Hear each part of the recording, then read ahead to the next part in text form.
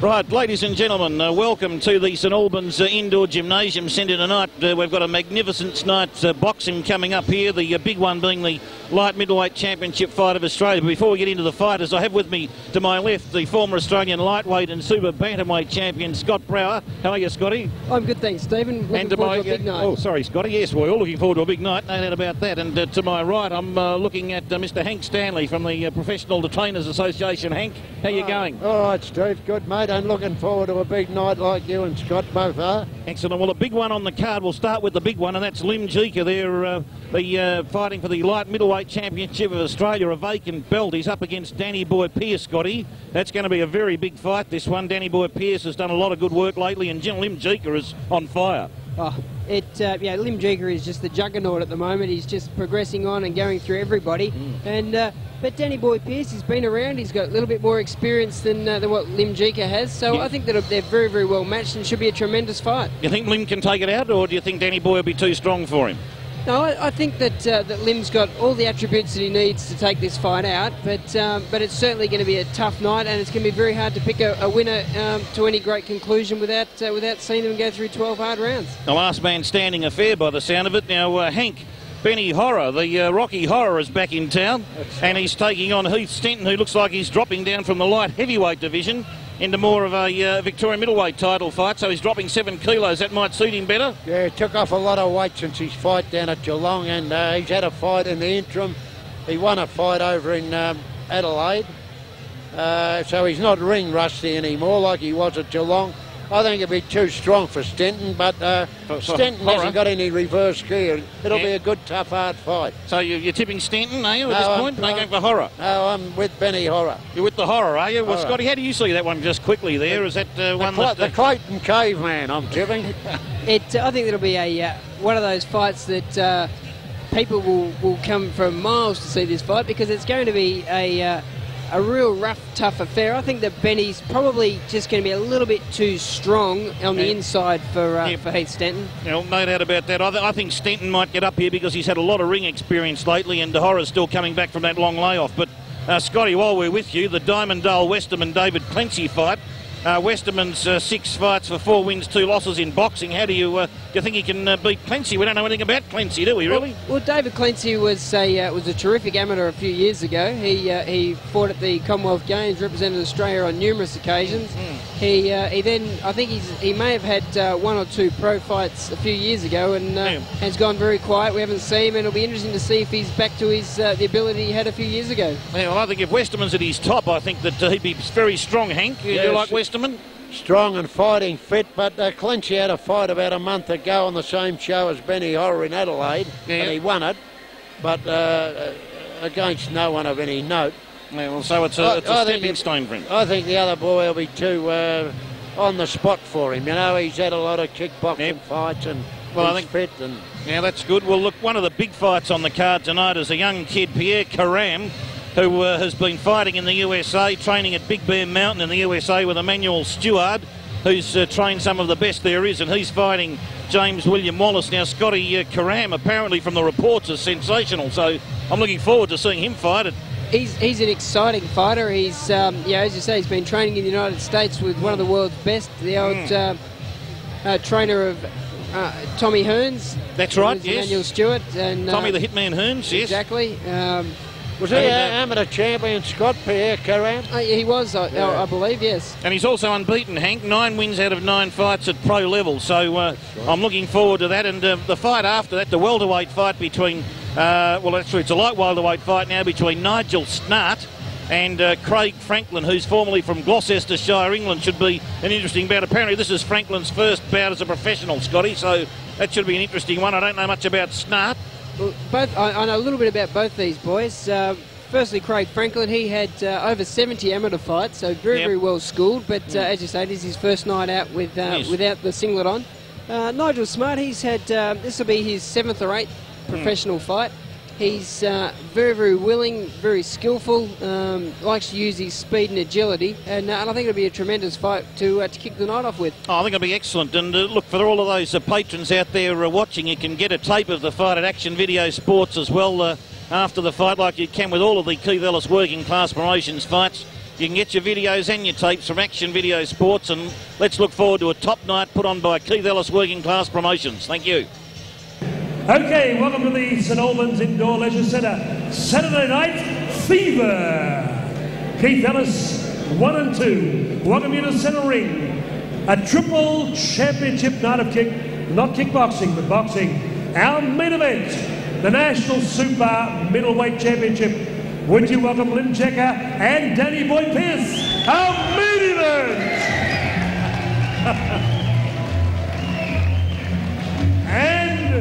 and a great supporting card. Our first bout coming up in the junior welterweight division from South Australia. Would you welcome Craig Franklin. Craig Franklin from South Australia. We go to this place with you, okay?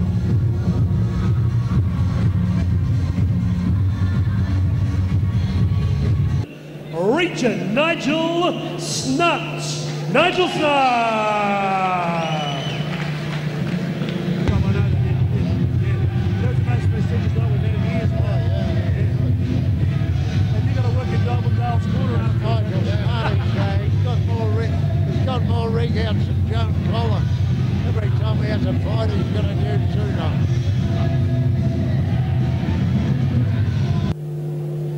Thank you very much, Stephen Peake, John Stanley and dual Australian champion Scott Brower calling all of tonight's fights on video for your edification.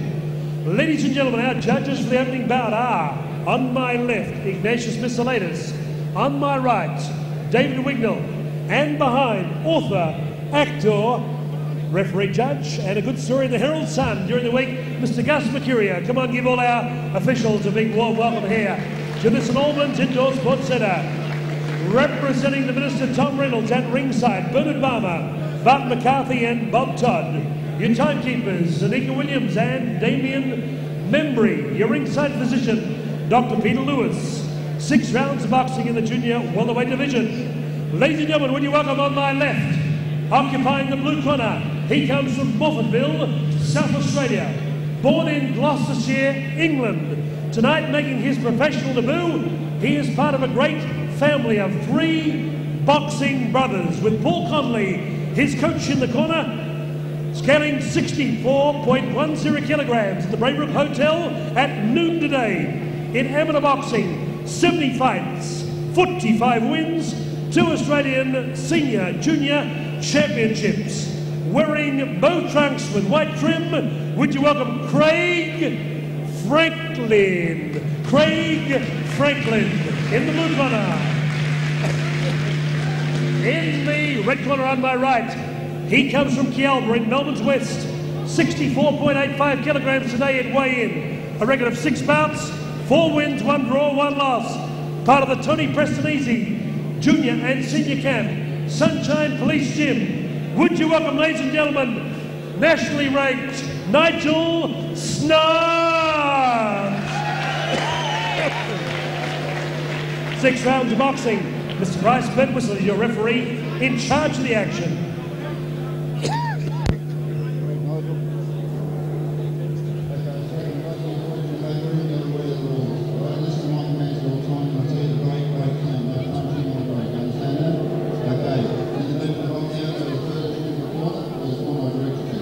Pretty confident the blue corner. Been around a bit, I think, the blue, Franklin. Yeah, well, here we go into action here, gentlemen. Straight into action here for the light welterweight fight between Nigel Snart and Craig Franklin, formerly of Gloucestershire there, Scotty. I see he's had 70 amateur bouts for 45 wins. That's a lot of amateur fighting, isn't it? There's a lot of experience, and I think that he's got a couple of brothers that have had a couple of pro fights, so he knows his way around the ring. He knows what it's all about. Round 1, and I'm sure we're in for a tremendous fight. Oh, here they go now for the first round. Snart working in close to start off with, straight down to business for him. The Snart in the blue trunks, navy blue trunks. Franklin in the red trunks with the white pipings. Oh, big right hand there from thrown by Franklin there, caught the Snart on the forehead. It looks early. Looks early like Snart's going to be the quicker of the two, and Franklin the harder puncher of the two. Yes, well, he certainly landed that big right before, but Snart's working well in close once he gets in close. Speedy boy. Yeah, Snart working very well to the body. He's working left rips to the body, coming up with a left hook to the head. Yeah, well, a nice combination of lefts there from Franklin too coming in. And another left to the side of the ear to Snart. Nothing's causing him any trouble at the moment. Hank, how you seeing this they're at the moment? going good. They're going good well for a couple of kids. It's a good little fight. There's not much hanging on either. They're right into the action here. Placing his punches well, Snart. He's not wasting anything, which is good. And neither of them are really wasting anything at the moment. They've most of the time found their mark. There's been nothing thrown wide, high wired and handsome. It's all been close in, and they've been scoring effectively. Very good fight. And Snart working down low around the solar plexus region. All big right hand from Franklin then caught Snart on the forehead. Scotty. Yeah, very nice sort of right hand. He throws it straight. He throws it quick. He doesn't deviate, does it? It's straight through. He can lead with it, or he drops it off the left. So it's a great little right hand. Excellent boxing, and these two boys are going at it. Now Franklin backing Snart over near the commentary area now, and they gave him a clip on the ear hole when he turned him around. Oh, another clip to the side of the head, and now some grappling, and the referee, Bryce Birtwhistle, splits them up. Only criticism of the right hand is in close. He seems to pull it a little bit. Like that one there was perfect. He followed through, but some of the early ones he's been pulling the right hand back, which means it looks fast and flashy, but doesn't maybe have all the power behind it. I suppose if you pull the odd punch, that can just a reduction of power there, isn't it? It doesn't have the full effect. No, but it can be good also for setting up a left hook. So there is maybe method to what he's doing there. Well, that was certainly a very interesting round, Hank. Yeah, it was a good round. I thought Snart might have just won the round, but there was nothing in it. And we can look forward to bigger and better things. It's going to be a good little fight. Seems to be a little bit hesitant, Franklin. He shouldn't think so much about his punches. Should let them go. The other bloke's shooting them out. He's landing a few combinations. There was a couple of nice right hands though there by Franklin, wasn't there? When you think, even though he said he'd pull a couple I just thought Snart was a little bit busier in that round. I think it's busy. Round 2 coming up. I've been wrong before, but a long while ago. We wouldn't expect anything less from an expert such as Hank Stanley at ringside there, gentlemen. Here we go again for round 2. And Franklin tries to pull out a long-rangey right hand that slightly missed, sort of caught Snart in the glove. Now Snart's come back there. His body combinations have been very good tonight. They have been. I know that Snart's really looking to put on a very impressive show. He's out looking for sponsors, and his trainer said to him before the fight, how the hell do we go around and get sponsors? I said, we'll tell him to go out and do a good job, and maybe they'll come knocking on the door. Well, that's the way to do it, because winning brings the money in. There's no doubt about that. That brings the sponsors in, and when you're on top of it, getting on top of it, the money boys come into it as well, the companies, the corporations, and that's what boxing needs, and that's what you get when you're on top. And then Franklin threw a poor looping right hand. He's missed a couple now this round with that right hand, starting to miss his mark with it a bit. Left hand came in for him, they worked for him. The pushing out jab there by Snart was just sort of measuring the distance between those fighters there. Didn't do anything with it. Yeah, Franklin's working a little bit more this round, which is bringing on a couple of punches that are missing because he's throwing more of them. Trying to get in to get a bit more scoring going there, maybe because his round may have said although he did throw good right hands in the first round, may not have scored as much as Franklin, and needs to step the pace up a little bit in close. A looping right hand there. Well, that one was a looping right hand. It caught Snart again on the left ear. And now they're working. Oh, Snart came in. Beautiful couple of body rips there. Hank, good combination. Excellent. Right hand, the left hook. There's another left hook by Snart. He works his left hook extremely well. The left rip, left hook, works his left side very, very well. Well, they're certainly working away. He's doing very well there in close. Snart, very quick. Well, that was a huge right hand from Nigel Snart, and I'm sure that may have caused a bit of pain to be suffered by Franklin there with that exchange, because that was a big punch, that. Gee whiz, it was a big one. He means business, this fellow. He copped one back from Franklin. That was an excellent right hand coming back at the end of that round, but you'd probably say that Snart did a bit of damage there. That was a huge punch of his just towards the end. That final thing was with his right hand, wasn't it? Very fast right hand over the top, and I noticed Franklin's legs wilt for a second. Wilted a little bit. But then he threw himself back into the fray and landed a big right hand himself. Yeah, well, that was courageous stuff, wasn't it, Scotty? That was excellent. I thought that round went to Snart just on the basis he did more work again. And, I think that the Franklin's really, for someone who's making his pro debut, is really giving you an exceptionally good account of himself. Well, they're certainly doing that. I mean, as Hank just said, his legs did wilt slightly when he copped that huge right hand from Snart, but he came back with an excellent right hand just before the bell to say, well, look, it's not all over yet for me. I'm not about to see myself get railroaded out of this competition, and this is turning into an excellent fight. Sensational fight. I noticed that Franklin's corner was quite animated in his trainer telling him to get in there, do more work, work that right hand, and capitalise on it. The instructions working overtime. Hopefully he can comply with them. Snart, they're measuring with the left before he set up the right hand coming in. Franklin's all concentration too. These boys are very evenly matched. It's a very well matched contest. Franklin's punches at the moment not really causing any damage to Snart. And Snart was, if anything, is probably at the moment slightly more aggressive, I'd say. He's certainly ready to throw those jabs and combinations. Those body rips are always finding the mark when he gets in close. Yeah, he's just a bit quicker. I think that he's got that, it's only a split-second difference, but just being that little bit quicker makes a big difference. But as I've said from round one, it does seem that Franklin's got the harder punches of the two when they do land. Yes, he's been moving forward. He's trying to basically control the fight from the centre of the ring, constantly moving forward. But Franklin doesn't really want to give any ground either. The left hand missed to the mid-region, didn't find its mark there. And that the Smart, he's got a good combination of body rips, Hank, hasn't he, when he gets in close. Right, It's not just one punch, might be 3 or 4. Follows up well with the right hand too. Yeah. And that's normally a sign of someone who's done a lot of heavy work, hard work in the gym too. He's got the arms, the body is strong. Oh, he's fit, Snart. I've seen him train, he's not frightened to train. Both these boys are exceptionally fit, and it's only 6 rounds, but they could do 10 rounds easy, these two.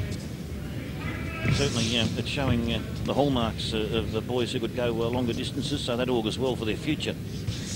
Franklin, to me, appears to be just tiring just a fraction in this round. He not quite as sharp as he was in the first 2 rounds, but you couldn't really blame him for that because Smart has scored him with some very good body shots. The other thing for Franklin, I mean, this is his first pro fight, so he's only used to fighting 3-rounders, and that's the end of the 3rd round, so it's all new for him from here on in for Franklin. That could be what Snart could be thinking, is that the boy's normally a 3-rounder, therefore that he might be thinking, well, I could finish the stronger with the having fought the great number of professional bouts, of course. Yeah, I think towards the end of that round, that was starting to show. I think that the experience that Snart's had from his 6 previous pro fights just started to show a little bit towards the last end of that round. Yep, I think that experience always helps, doesn't it, really, when you've had that much experience of the young kids just coming along here, Franklin. And interesting, he's come all the way from Gloucestershire. I wonder if his brothers are over here as well, Scotty, or are they all together? They're all together, all in South Australia and all fighting. Excellent.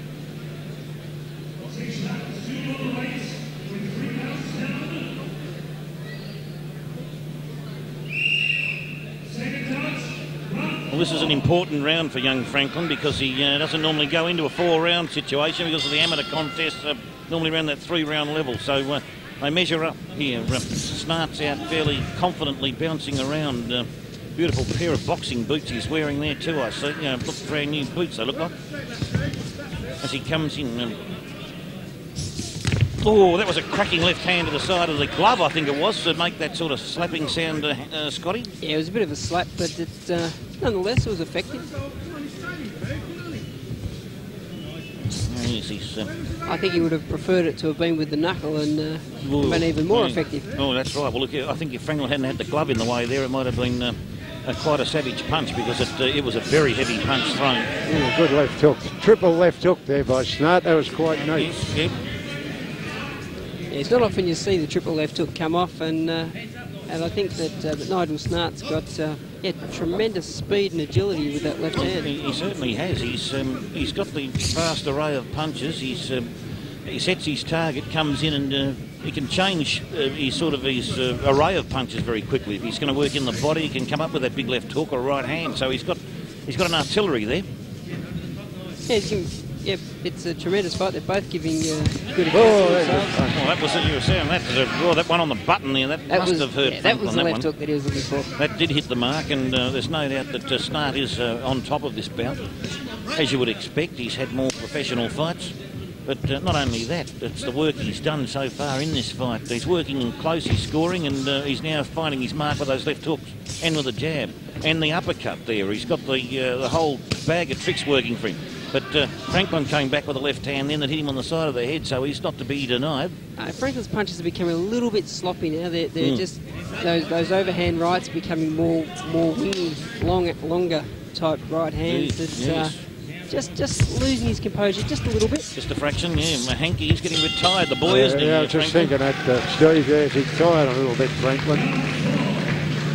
It's got to be a different training regime, the difference between professional and amateur ranks always, and I think that it will take him a little bit of time to get up to that professional level, Scotty. I think it's more of a mental attitude rather than physical. I think that once you get your body into peak condition, it really wouldn't matter if you're fighting 3 rounds or fighting 12 rounds. It's just the mental belief in yourself and your body knows that it can do those additional rounds. Yeah, no doubt about that. But I'm very impressed with Snart. He seems to have a full array of punches, and when he gets in close, he can change what he's doing. If he's coming with the body rips, and all of a sudden he said, I've got room here for a left hook or perhaps an uppercut, he's got it all ready to go. Yep, he sees the shots, he's picking them well, and he's doing a tremendous job right at the moment. Yeah, well, I'm very impressed with him, and certainly got the reflexes and the strength. I've noticed in his previous fights, I think he's inclined to lack a bit of confidence, but he's certainly got it tonight. He's got it tonight, hasn't he? Oh, gee whiz, I haven't seen him fight before, Hank, and I would have thought that wouldn't have been a problem at all, because he's looking good tonight, Snart. It's looking really sharp tonight. And that he's measuring a bit now, he's waiting. Young Franklin there threw the right hand and found the mark, but those punches aren't covering or carrying as much power as they did earlier on in the fight. Yeah, I think what Franklin's doing now is he's eased off the accelerator and he's just looking for the bigger shot now. He's just trying to set the big shot up. And that you think he feels that's the only way he can win the fight, Scotty, probably I just on think points. He's looking to make a big shot count so that he can go to work. Well, he's going to work now because both of them are throwing leather in close. Both these boys have decided to take it up to each other. Franklin started that fuselage of punches there, and Snart decided to accommodate him. Hit him with a good left hand there, Franklin, onto Snart. Didn't send him backwards, though. He hasn't hurt Snart at all tonight with any of that, has he, Hank? No, he fired up the Snart well there, but Snart rallied to the occasion. He goes plenty back. Oh, it's been a tremendous fight. It's a great fight. What an opener. Oh, it's a great opening bout, and we've been spoiled with the top bouts this year. We're getting it all again. It always happens on the Keith Ellis card. There's no doubt about that. I think that's one thing you say about working class promotions. It always delivers value for money. Well, they deliver the goods, there's no doubt about that. And they have again here tonight with this start. So we're in for big night's boxing. And I'm very impressed with both these boys. Snart is certainly on the way up, and young Franklin coming out from the amateur ranks has got a future. There's no doubt about that. He might be weighing up now, but waiting for that, throw that big bomb. I think he may have changed tactics a bit, Scotty, now, because he started to get into some punching bouts there, didn't he? Body punching styles with Snart. Yeah, I don't think that's what he wants to get into, because he is tiring, and that will only make him more tired. I thought that round was a bit more even, because I thought they both did a fair amount of work each on each other. Snart did win the earlier part, and then Franklin came back a bit there, so it's still a fairly hefty points advantage to Snart, though, on my card at the moment. He's certainly not in danger, of course, unless, of course, Franklin does manage to hit him with one of those bombs you were talking about before, Scotty. Yeah, well, I think he's got them. He's got the bombs in either hand, because he did hit him with a good left hook in that round. Previous to that, we'd really said the right hand was his danger punch, but in that round, the left hook showed out as well. Well, early in the earlier 2 rounds, that punch looked like it could have done a bit more damage. And that's a credit to Snart. We've got his defence and his Mike chin. O'Malley at ringside there, looking very healthy. Our Australian featherweight champion. And here they go. for the sixth round here. Nigel, Snart and Craig Franklin in the red trunks and the white pipings, starting to fade a bit with the sweat, and Snart in the navy blue trunks and flashy black and white boots. And that all Jeff Fenwick style, the pistol shooting type punches to the solar plexus of Franklin by Snart. He's worn a couple of good shots this round so far. He has. He comes in with the head there open sometimes and allows Franklin to score, which would tend to indicate to a certain degree he's not too concerned about any power that Franklin might be currently hitting with him close. But there he goes again, working on the solar plexus region, coming in close. Those gloves are both working overtime. He's got his head exposed, Scotty, hasn't he? He has, but he's, I mean, he's got it. Well, he's trying to have it tucked in onto Franklin's shoulder, so that really there's no room for Franklin to punch. Yes. So although his hands are down, Snart's hands may be down, there just isn't any room for... There's no punching room, no room to swing or to deliver anything of any significance at all, is there?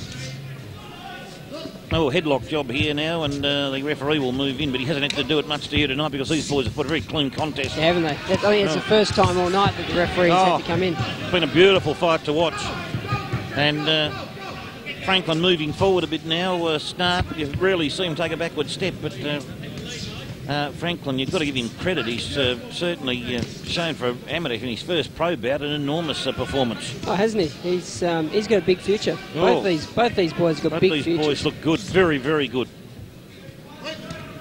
And it's a credit to their training regimes and their administrators that they've put them here tonight in the ring in such magnificent fighting addition. Oh, solar plexus right hand from Franklin, and then Snart came back with a big punch to the head.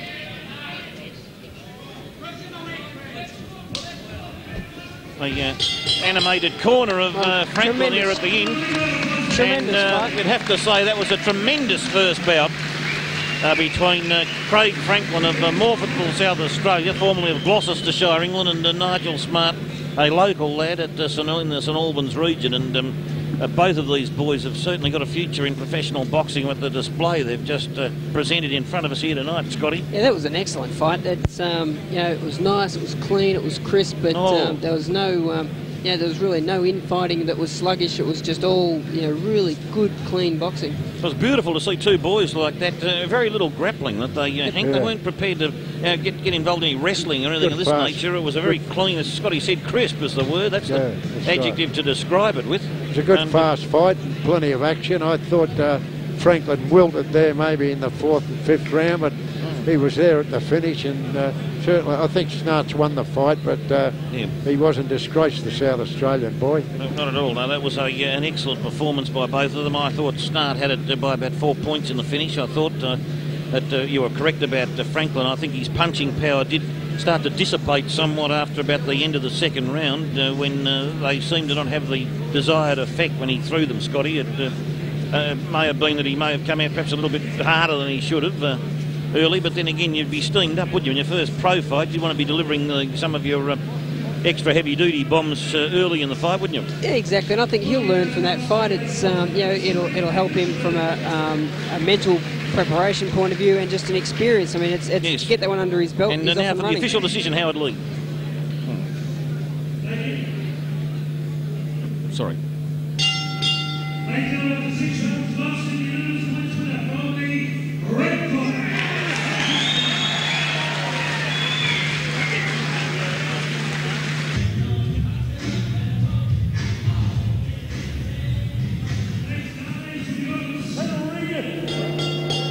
He's back from Detroit, United States of America, back in Coburg, Victoria, Australia, Pierre Karam.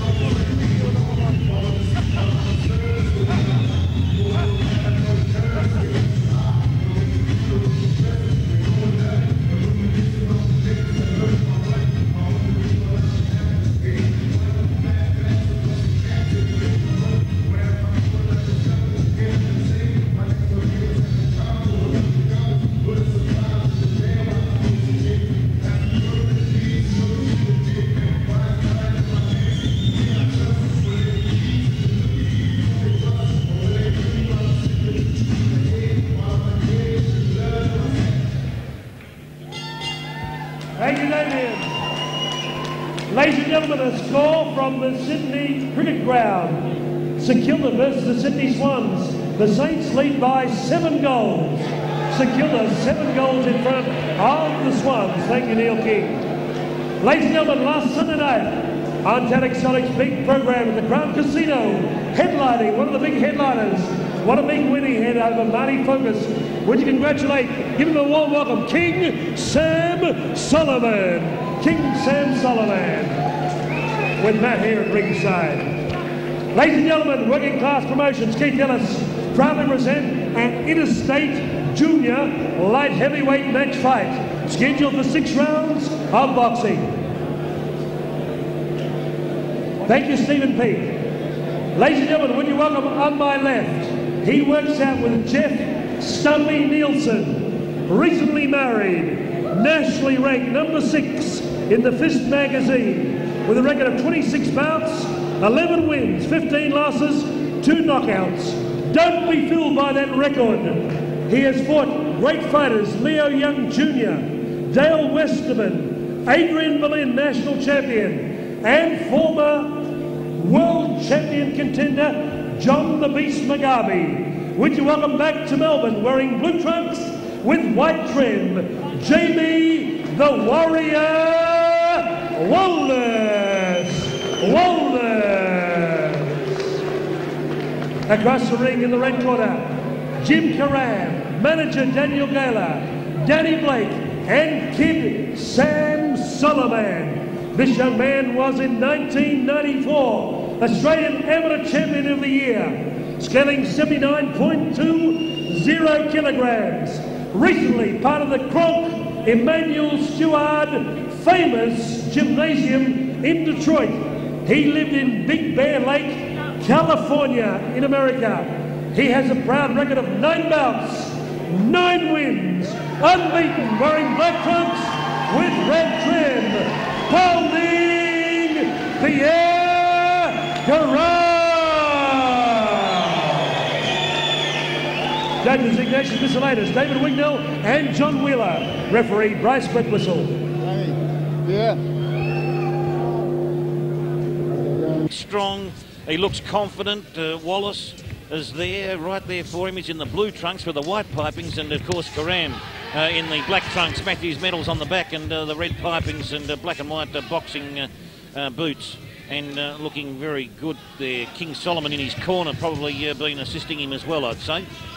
He bars no one, Wallace. He's fought everybody. New Zealand, he's fought some good men, some very good men, and although his record may not look all that flash in terms of victories and losses, etc., he's fought the best, lost to the best, and beaten some of the best. He's the person, Scotty, who beat Adrian Berlin in his only defeat. That's right. Yeah, that's right. He's a very, very tough fighter, and I think you can see the way Karam fights. You can see a lot of Tommy Hearns in him, and you can tell that he certainly listened to what Emmanuel Stewart was telling him, and this will be a tremendous fight, this. Oh, will it ever? And these two boys, they're moving quickly for light heavyweights too, at that round about that 79 kilo category. Very, very smooth moving, and Wallace is moving better than I thought he would, actually. He's moving very smoothly at the moment. Well, he's got a lot more experience than what Karam's got. He's, and he has been there with quality opponents. Former world champion in the Beast Mugabe. Yes. He's beaten Australian champion Adrian Berlin. Yes, he has. Well, Berlin has gone on to huge things, and have that scalp on your books is not a bad little scalp to have. And the boys are fighting well in close here. Karam did catch Wallace with a good punch a moment ago to the side of the head, but there they've been in close. And Karam's backed him into the ropes, and Bryce Birdwhistle has had to separate them. That big left hand didn't do any damage, thrown by Karam then, and then a straight left. Punch him with plenty of power, Kid Karam. Yes. Karam really, he's able to really whip his arm around to get power in the left rip and left hook. It's a real whipping type punch. They are, and he's backed away from there. Shouldn't turn your back on the other fighter like that, but never. Oh, that's a cardinal rule in boxing, Scotty, isn't it? You should never do that. That's right. It's the old story. Keep your hands up at all times. And keep watching. You can't. If you're walking away from a fighter with your back to him, you don't know what he's doing. He could have moved. Oh, that's a good right hand. Big right hand thrown. Karam coming back, tried to throw a left. Wallace covering up as Karam moves in and backs Wallace onto the ropes.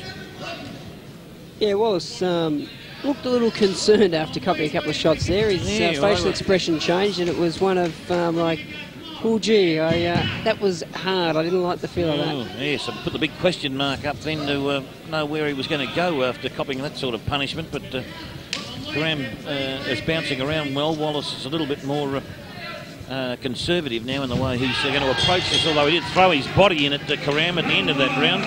He doesn't look too perturbed. He's been around for a while, and you know, the first round's always got a blustering and flustering going on, and the boys are certainly fought a fairly interesting first round there. Scotty, how did you see it points-wise? I thought that the Karam landed the cleaner punches. I think he did more work. He made that round, and hence I would see it a 10-9 round in Karam's favour. Did cop some interesting shots to Wallace's head region in that round. Hank, how did you see it? Yeah, I thought he punched cleaner and straighter. And by gee, he's a big boy, isn't he? He's rangy for a light heavyweight. Very tall. And I noticed he was getting behind some of those left hooks and short right hands, Karam. And putting the body weight behind them, anchoring himself. Well, I believe that if he gets through tonight, that he's looking to fight Dean Turvey for the Victorian light heavy title. Light heavyweight that title. would be an interesting fight. Turvey did have a defeat recently, but had a good victory against Heath Stenton at the end of November last year at Corio Leisure Centre. But Karam there moves in for round 2. He's a very strongly built fellow, no doubt about that. He's done the work. Well, he's tall and rangy, and he uses his distance to his advantage. Yeah, a lot of tall fighters, their arms tend to get in the way, where he's able to use every inch of every centimetre. He's very compact light heavyweight, isn't he? Yeah, wonderful.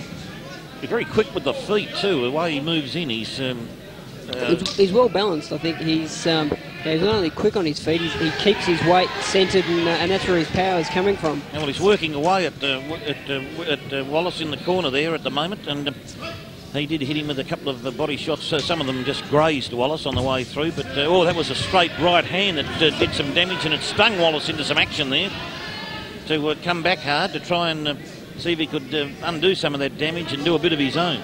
Yeah, bit of grappling going on now, Scotty. Wallace just looks a little bit ineffective when he's trying to throw his combinations. They just don't seem to be having any impact. He's getting caught up around the outside of Karim's arms, and really isn't doing anything effective. Once he gets caught up in those arms, he can't throw anything himself, so he's all tangled up. But Pierre's dictating terms here in the centre. He's bouncing around. Oh, big right hand thrown in. The left hand was a big one from Karam. And backs Wallace into the corner there. That was good, those two punches. Both of them would have set Wallace back on his heels there, and then the left jab bounced off the forehead. Oh, that was a staggering exchange of punches there. But Karam's doing most of the damage. He's really looking sharp in this round. There's a bit of grappling going on the ropes now. The Wallace fans aren't happy. They seem to think that their man had done some damage and wasn't allowed to follow up. Well, I must admit, Karam, since that, it looks like he walked into a right hand. He hasn't thrown anything since. Well, it may have stung him. There's no doubt about that, because it was a good right hand from Wallace. Now they're grappling again and just doing a push and shove. Referee will move in again in a minute. He's trying to get out of those big arms, those big Karam arms. They're like spiders' tentacles there, just wrapping around him. And he just can't seem to throw anything once they get tangled up like that. Oh, left hand from Karam. Slapped across the right side of William Wallace's jaw. Getting tangled up here myself. It's got to be a good jaw. I mean, he's worn half a dozen flush left hooks and hasn't wilted at all. It's no doubt it's not made of glass. It's made of BHP steel, I think. Yeah, exactly. It's a granite chin. He's a real dour struggler type fellow, Wallace, who just never gives up. He's constantly there. He's fighting to get out of those tangled arms of Karam. Big right hand from Karam there, Hank, to finish that off with. And then he gets young Wallace all tangled up there, doesn't he, with those arms, doesn't he? Wallace's sort of bloke hangs in there all night. That's how he beat Adrian Bellum, just hung in all night. And just waited. Yeah. There's no doubt that that round was fairly close, I thought. I thought it was very close. I edged it to Karam. I thought that he did just landed the cleaner punches. Did a little bit more. I thought Wallace came back and was able to avoid some of the punishment. It was fairly close. Not lacking in courage, Wallace, is he? Oh, no. I see they've got him billed here as William. Courage. William Wallace. Let's hope he has a bit more luck than the original. the bloke in Braveheart, they cut him into 4.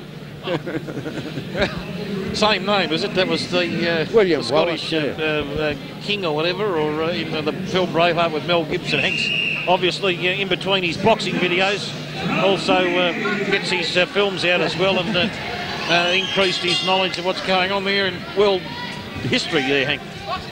Here we go again for round 3 there. Pierre Karam coming in, he's in ring centre. Wallace is waiting very patiently here, waiting for his moment to strike.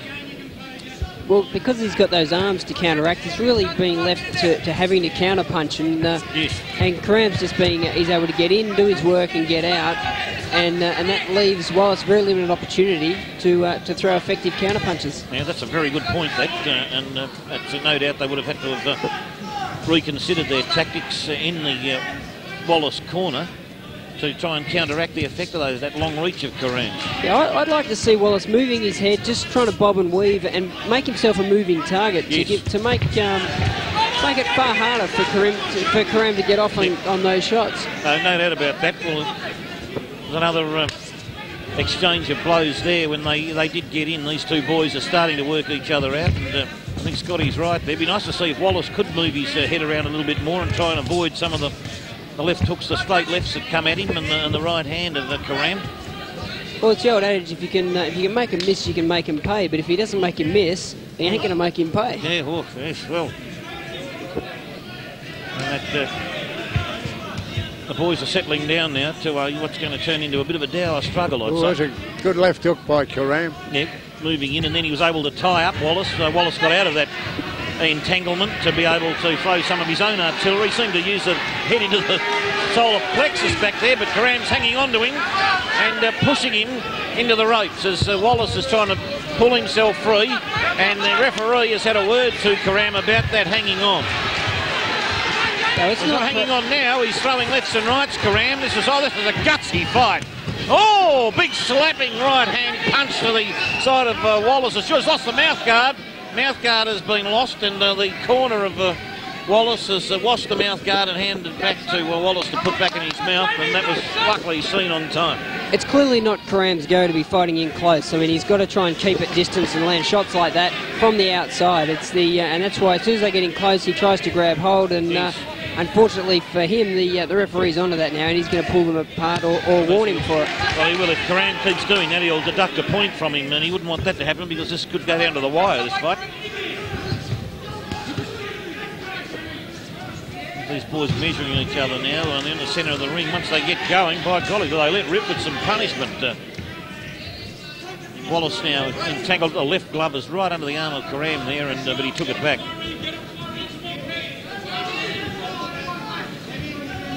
He's a real grafter, Wallace. There's no doubt about that, and he's got the courage to go with it. He's in the centre of the ring. Oh, hit a good punch on the nose of Karam then with the right hand. Very good right hand from Wallace. Beautiful. Found the button too. It was so spot on. Karam's thrown the left hand, just grazed to Wallace on the way through. There's a bit of respect here of these two. I think we've got a real fight in our hands here at the moment, Scotty, the way it's looking.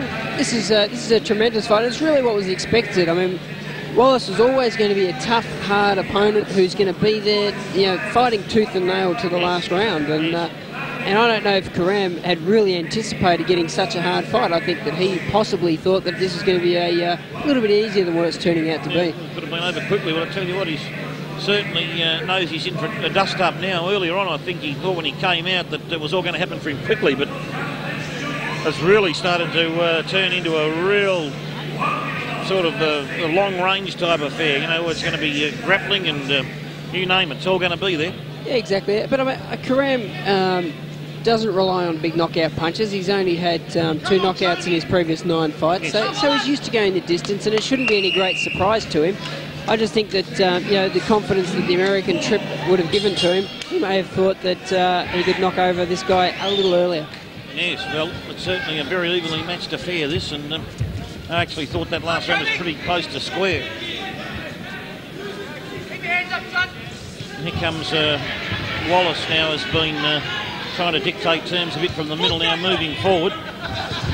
trying to take up the attack with Karam perhaps doing a bit of counter punching, but Karam's got a beautiful style. I love that the front left foot's there anchored there, gives him plenty of flexibility with what he's going to throw. Wallace is a very courageous fellow. He really goes in hard.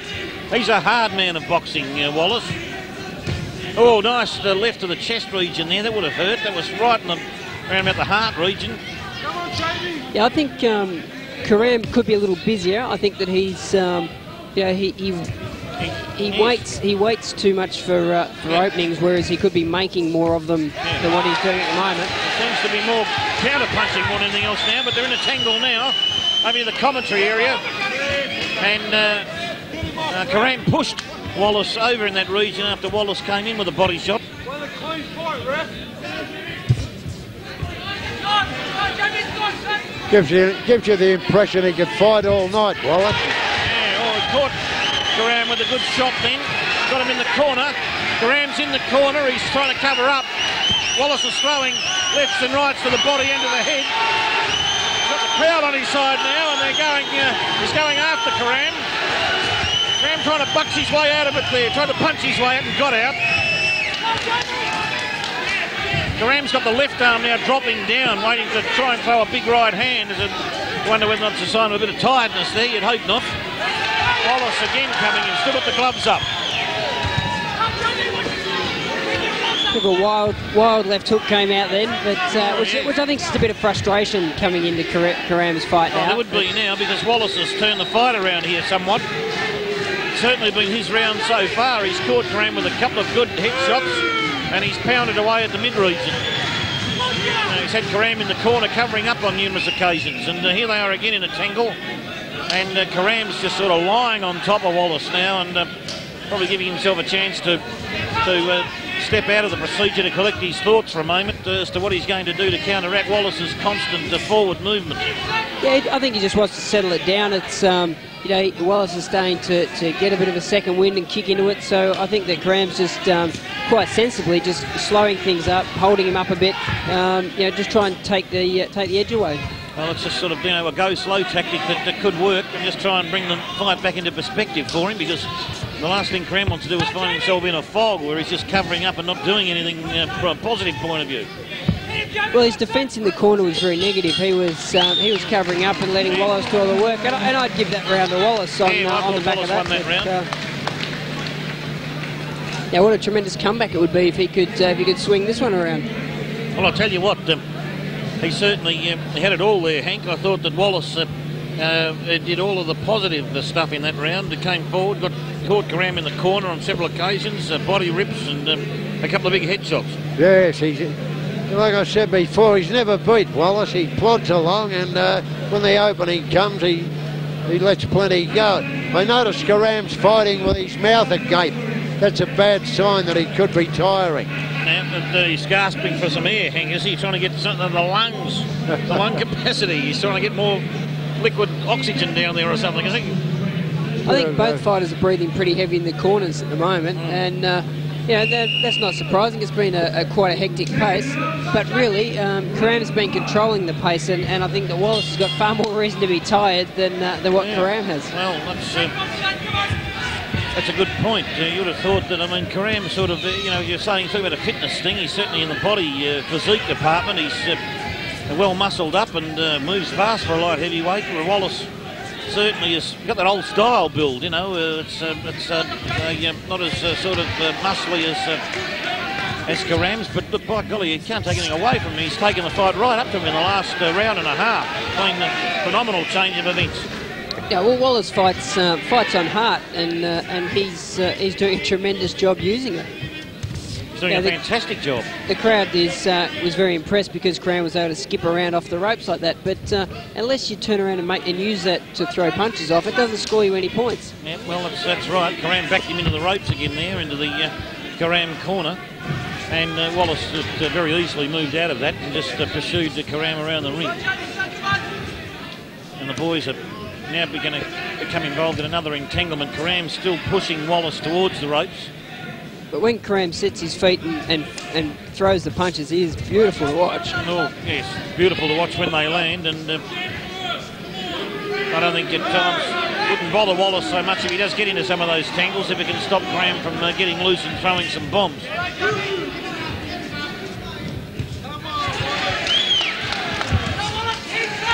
Because so far I'd give this round to the referee. They've been finessing each other a bit in this round. There hasn't really been a great deal of real heavy-duty boxing. Karam comes in with a punch and then ties him up. And first time he's got himself involved in a solar plexus raid for some time. And did it very well.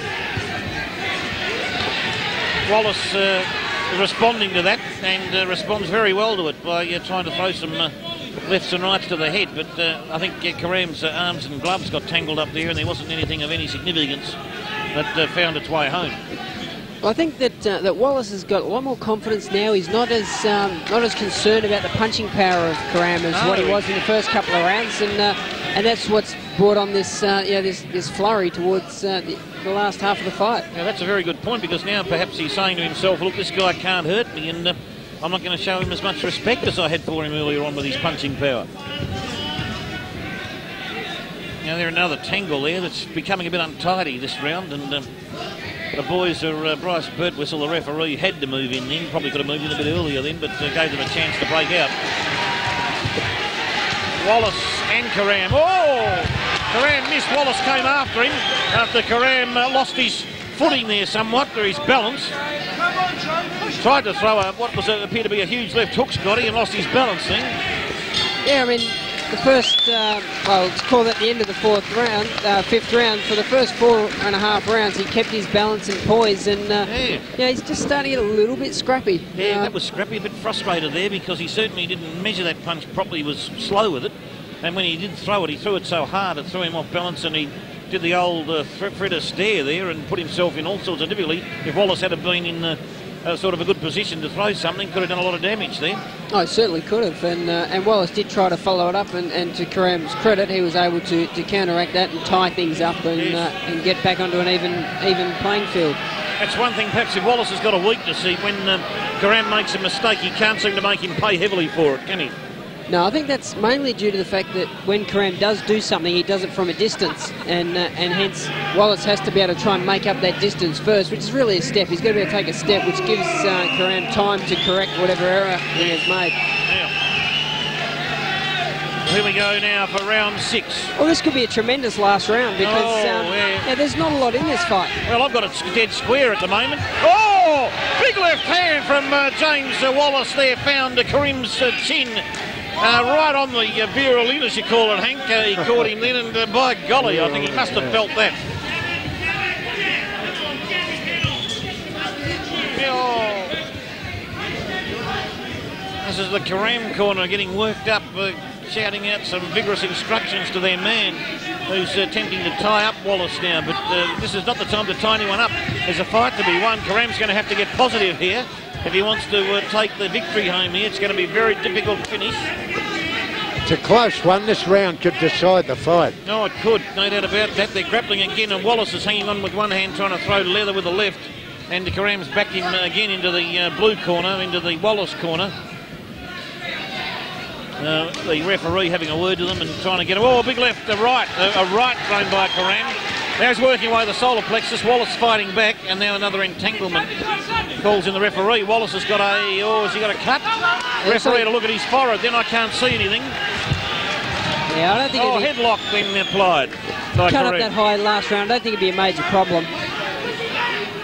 He did have a look at his forehead. It must be under the hairline, because there's no blood dripping down. Wallace fighting back vigorously here. And Karam pushes him like a troubadour across the ring. You'd think he was roping steers at this point of the fight. Hank, he's just shoving him around and throws a right hand, and then again shoves him across the ring, and he's got the arm up trying to keep Wallace entangled. And yes, he has got a cut right eye. Yes, he has. Wallace has got a cut. It's a cut on the right eye. Starting to drip blood now. Picked out by our expert Hank standing at ringside, who it's a bad cut. It's a last round, so they'll probably let it go. Let it go, yeah. Yeah, it's bleeding down around the outside, so I don't think it's going to cause any problems. I think it might have been a head. Yeah. It may have been a head clash. They've been in close all night with their heads. They're working away. And could have been an accident. But Karam's now firing away with the body shots. Back Wallace onto the ropes. Wallace turned him around and they're wrestling again. The referee's going to split them up. Wallace with an eye cut to the right eye. As Scotty said, it's bleeding down the side of the eye. So not dripping into the eye, and as it is the last round, you couldn't see them stopping it at all. In fact, you wouldn't stop it with that. It's actually right to the very side of it. Oh, Karam's coming in hard now. But he's, I mean, they're both landing big shots. It's certainly not one-sided at all. This round is, it's going to be a very, very hard fight for the judges to pick a winner. And then it's a left hook by Karam, caught the ear hole of Wallace, his right ear hole, backs him away into the corner. Excellent finish. Oh, gee whiz. What a great fight.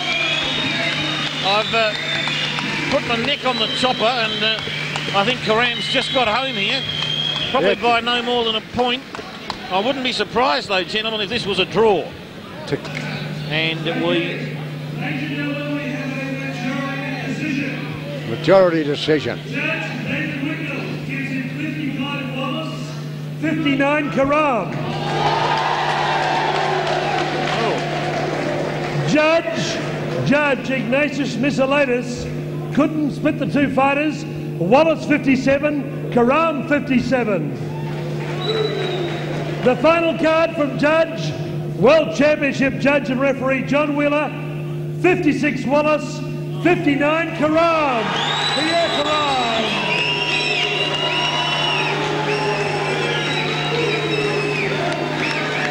Pierre Karam, the perfect 10.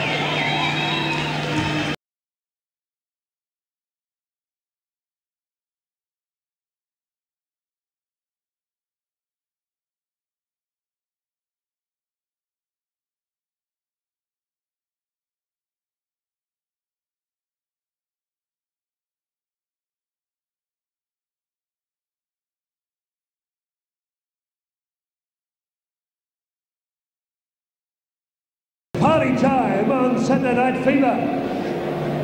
8 rounds of boxing for the Victorian Middleweight Championship. Would you welcome on my left, occupying the blue corner, from Tasmania. That's where he was born. Now he's based in Bannockburn, Victoria. He's recently joined the Tony Salter stable. He's had 5 professional fights. He is the Greater Geelong Junior Light Heavyweight Champion. Would you welcome, wearing black trunks with white trim, Heath Stenton. Heath Stenton. Across the ring on my right, occupying the red corner, he is a rock and rolling man. Part of the champ camp, Keith Ellis, 1 and 2. Ladies and gentlemen, he's 26 years of age. A big win in Adelaide recently to go with his new Victorian Super Middleweight Championship. 10 bouts, 6 wins, 3 losses, 1 draw. 3 big wins coming by way of knockout. Scaling 73.70 kilograms.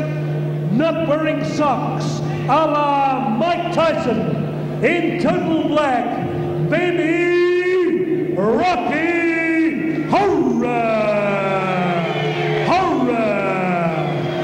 Judges John Wheeler, Ignatius Miscellatus, and Augustus Mercurio. Referee Ignatius Miscellatus. Now this is going to be...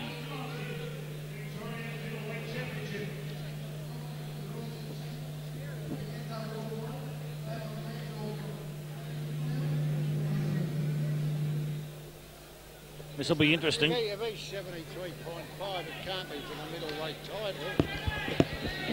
72.57 Heath Stenton, and Horra, I'm not too sure of his official weight. There it is, be on the card there, Hank, and the official weight, they said 73.5 and 78.7.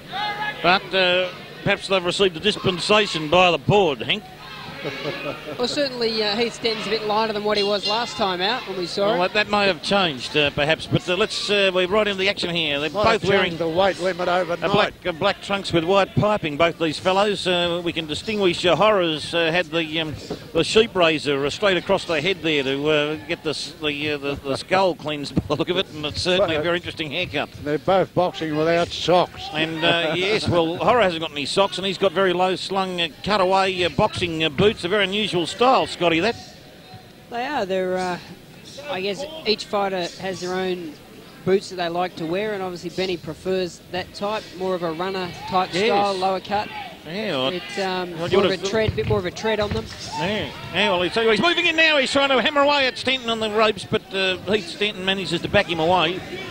And Rocky likes nothing better than to get someone on the rope so he can start a pounding session into the solar plexus. That's where he seems to try and do most of his initial damage. He does his best working close. He just looks for the opportunities like now, and then he closes up the distance and bangs away to the body and head. Yeah, tries to get that stomach worked over, but Stenton is proving to be a lively customer, dropping down from that light heavy level. He's dropped about 7 kilos or so off that frame, 6 kilos. And, he looks good. He looks really fit. He looks strong. Sharp. I think this weight will suit him. Certainly, it's right down into his arms reach category as well, because he found Dean Turvey to be too big and strong at Corea Leisure Centre last year.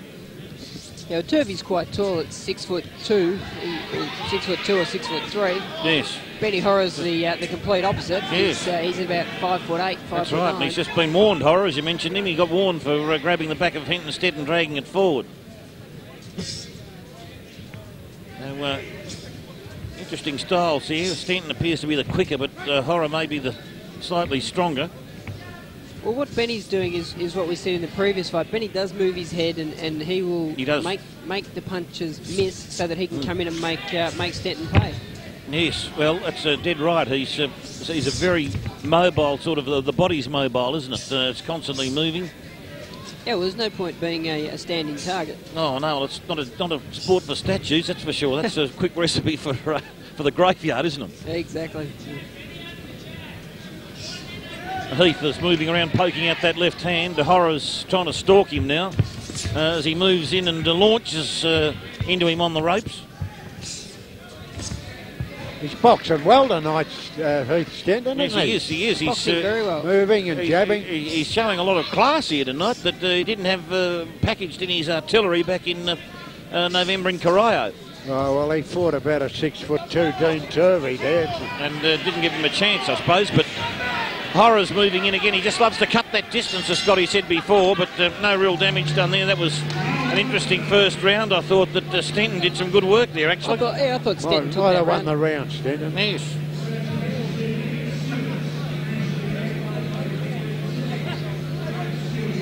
And his trainer looks reasonably happy at the moment, Tony Salter. He's, as Scotty said before, calmly and concisely explaining to him what needs to be done. Yeah, it's rare to see Tony Salter get without a smile on his face, really. He's got a very positive outlook on life. And that very interesting style, a sensible style, in fact, for a boy like Stenton. Well, it's a sensible style, particularly against someone like Benny Horra, who is going to be there in front of you all night. Oh, if you can box and move and keep the left hand out, you've got a big chance of winning. That's right.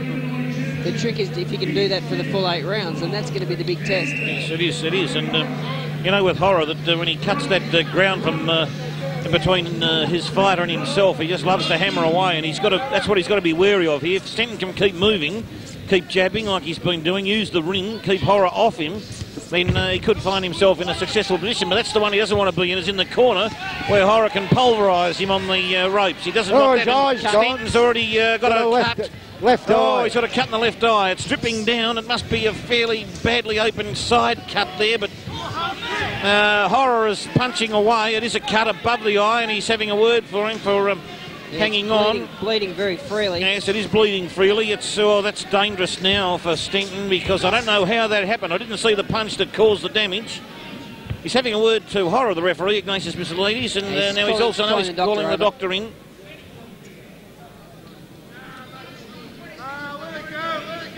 I don't think it's all that big a cut. It looks to be just like a nick. Dr. Lewis is...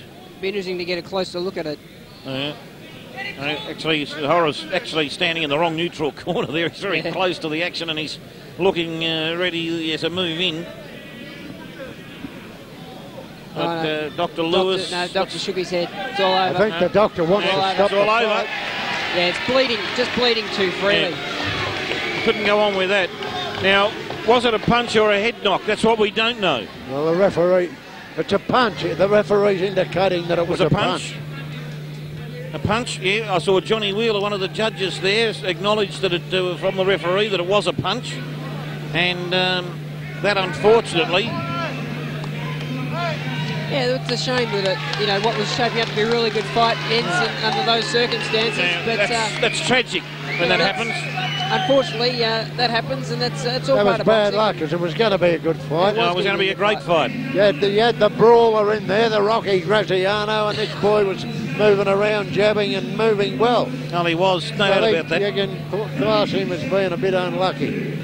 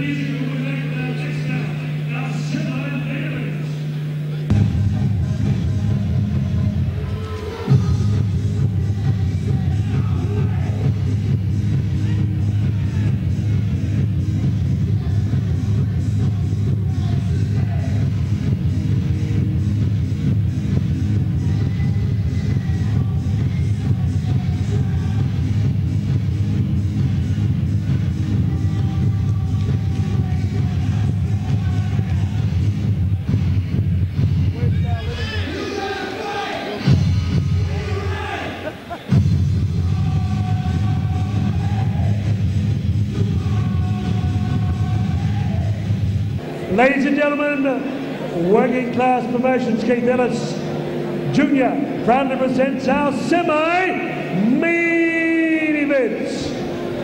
The right to fight.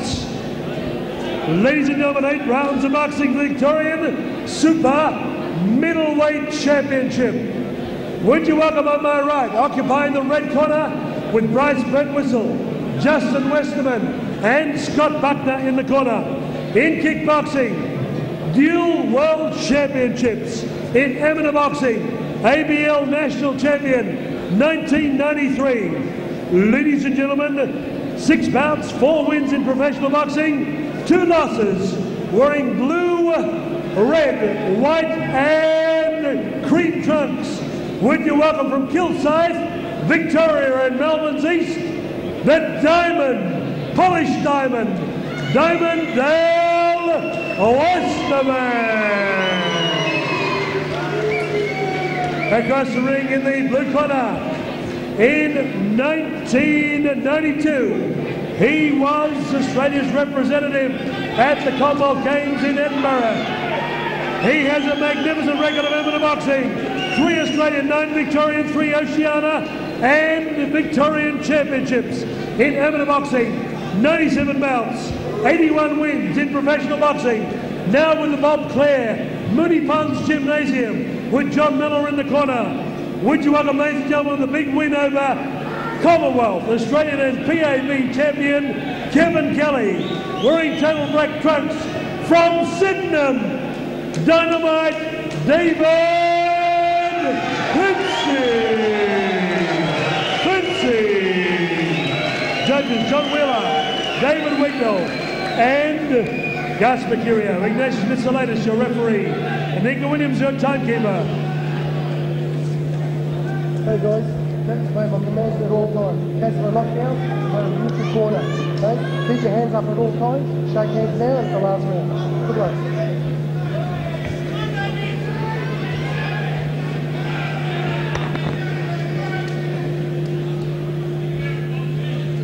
He looks fit. He's carrying a little bit around the kidneys and back, but yeah, no, I think he'll do a great job. This should be a tremendous fight.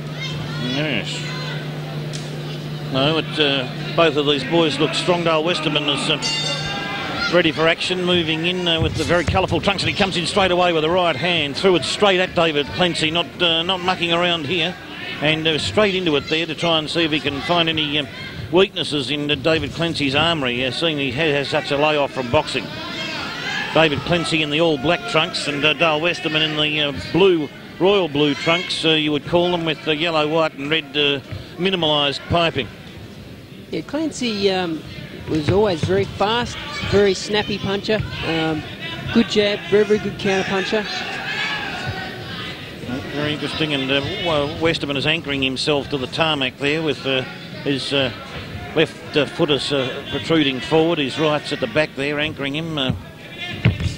Yeah, he's just waiting for the right moment to come in again. He's trying to flick out the left. Didn't do much damage with that. I think Clencie's just holding his head up a little bit high, which makes quite a good target for Westerman to be able to aim at. Westerman's hands are down low, but he brings them up as he comes into distance. Yes, that's a very good point there, and Clencie may be trying to goad Westerman into coming in and leaving himself open, perhaps, or whatever. You wouldn't know sometimes the tactical manoeuvres that are there, and perhaps he's just his corner will tell him to improve that bad habit at the end of the round. Dale tried to throw something and jumped in and got himself in an over-swinging headlock. Clencie tried to throw a straight left into the face of Westerman then, but missed. I think he glanced his ear. There's not a lot of power in the punches that Clencie's putting together at the moment, but they're really just he's just putting them out there to have a look, and he's just snapping them out, just trying to score some points at the moment. Yes, just trying to find his way and get himself back into the sport of boxing after his layoff. Westerman threw a huge left and then got hit, but did hit Clencie back with the left hand, working in the body, and then came upstairs. And oh boy, if Clencie hadn't have got out of there, then that could have been Westerman's. I think he's trying to finish this very early, Westerman. Good right hand there by Westerman. Yeah, it was. Again, it gets back to the point that Clencie's leaving his head up high, and it leaves his chin exposed. Oh yes, no doubt about that. Clencie did graze the nose of Westerman then, and then he tries to cut and run. He's trying to punch and then run a bit here. Right hand by Westerman, and then a combination there, grappling. Clencie's throwing punches to the kidney region of Westerman. And Westerman comes in with a straight left. Clencie looks a bit dazed there at the moment. I think he's caught a couple of punches, and Westerman is looking very compact and strong, Westerman. I think he's done a ton of work in the gym, Westerman, I'd say. Yeah, Westerman certainly appears to be the stronger of the two, and part of that I think is because Clencie's probably fighting a couple of kilos above his weight, his natural weight division, and hence the strength's going to make a bit of a difference. Westerman's fighting at his natural weight. Yes, that appears to be the way. Westerman seems to be a natural 75 kilo man, doesn't he? Yeah, exactly. And Clencie's moved up, as you said at the start of the fight's moved up from that 58 or 60 kilo region up around the 73.9. That's got to that weight coming into him quickly. It may not be suitable to his body. Maybe he can't take the strain of putting that sort of weight on Scotty. Well, it makes a big difference. I mean, you'll at the scales, you'll walk away over the sake of half a kilo, and when you then grow and become 5 kilos above your natural body weight, well, then you've got no argument, and you're there with the same person that you would never take on under normal circumstances. So it's just something that a hurdle that you'll have to overcome. Well, you might be able to put on body bulk, but you can't increase the size of your arms lengthwise, can you? That's right. Or your legs upwards. So here he comes again. He's got the tattoo of Hiawatha on his left shoulder, I see there, but I can't make the other two tattoos he has on to me indecipherable, Scotty. One's mini ha-ha. Yes.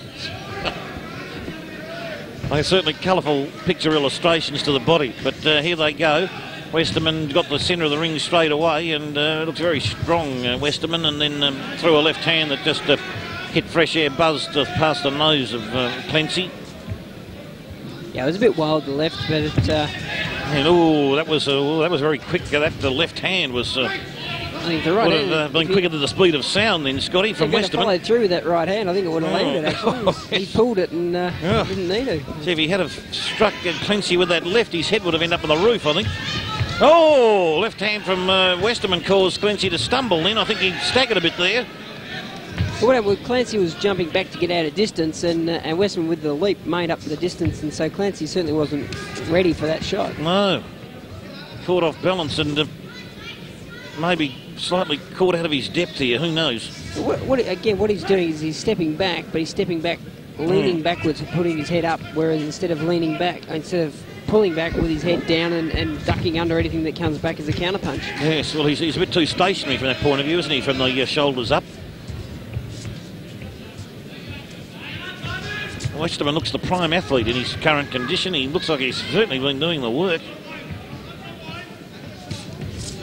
I had heard that he had been doing some very hard sparring. Who with, I don't know, but I heard it was very, very hard. Well, if that's the case, it'll pay off here. This is where you do the time. He's crunched Clencie there with a couple of shots to the head. Clencie blinked there a couple of times, and eyes are starting to water. It was three or four left hooks that he's been hit with. Have all been good shots from Westerman. Oh, they've been superb shots, and these punches, when he does land, they're hard and fast, they're crisp and concise. Well, I mean, it's difficult. Clencie's been out of it for a long time, and it's a bit different getting up here for a real fight against the champion than in the gym when you're sparring. And it just it's going to take him a couple of fights and at least a few rounds to get his distance back and get used to that pressure and everything else that comes with it. Boxing momentum, Scotty. Yeah, exactly. And that some good body punches there from the Westerman. Then he works upstairs, straight from the solar plexus to the head region. Ducking and weaving. Clencie's on the ropes.